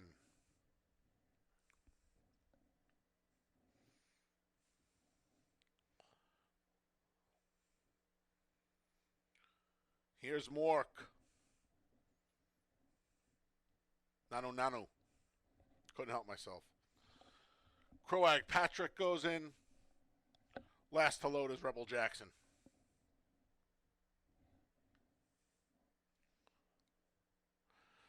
They're in the gate. And they're off. Onofrio, Jackie Davis trying to hustle that one from the inside, but she's beat to the punch by the favorite Jersey Greg, who has the lead. Onofrio's at the inside. To the outside is Mork. Croag Patrick drops in behind that trio. Along the rail is One With Everything. Between rivals is King of France. They're clustered on the front. Just 5 lengths separates the first 6. Then we come back to Curlin's Hustle and the Rebels at the back. Rebel Jackson, 24-second flat, contentious and contested opening quarter as Onofrio protects the rail. Jersey Greg between. Mork 3 deep. These 3 have 2 lengths on the duo of King of France, who just moved past the gray One With Everything. Then we come 3 lengths back to the pair of Croag Patrick and the gray Curlin's Hustle, and it's a long way back to the trailer. That's Rebel Jackson. 49-second half. Onofrio still dealing with the favorite Jersey Greg. These 2 make their way around the far turn. Mork's called it a day. King of France loses ground as well from the back. Here comes Croag Patrick as Jackie goes to work on Onofrio. Onofrio built a 2-length lead through 3 quarters and 1:14 and 4. They're about to spin off the turn and into the stretch. Onofrio's at the used price. Croag Patrick and Kevin Navarro dead aim down the center, off the turn into the stretch. Onofrio Jackie pleading for another furlong or so out of him. He's got a length and a half on Croag Patrick, who has every chance here in Farmington. Deep stretch, Onofrio, Croag Patrick, Onofrio and Croag Patrick. He's getting closer. Onofrio needs the line. Croag Patrick needs a neck. Onofrio at 22-1 shocks the finale in 147-1.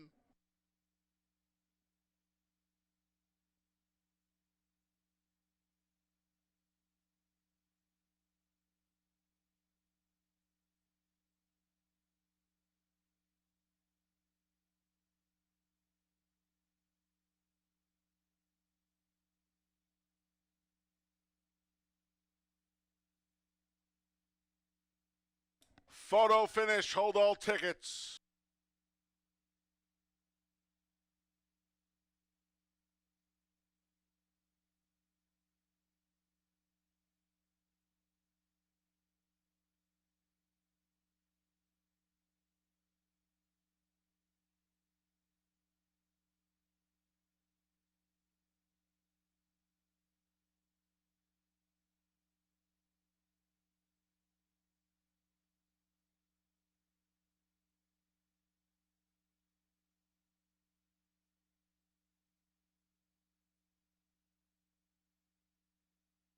Number 1, Onofrio finished first.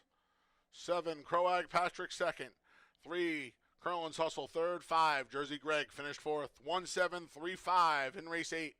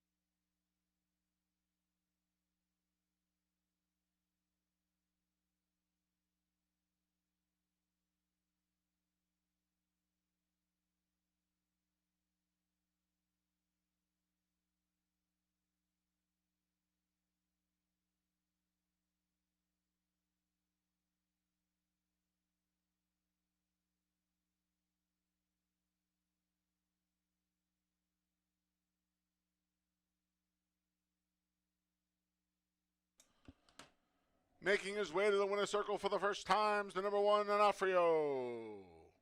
The 4-year-old geldings are son of Majestic City. Out of the Speightstown mare, Town Bell. A New York bred. Onofrio is owned by Maria Papalato, trained by Timothy P. Murphy. 2 on the day for winning rider Jackie Davis, and it's official.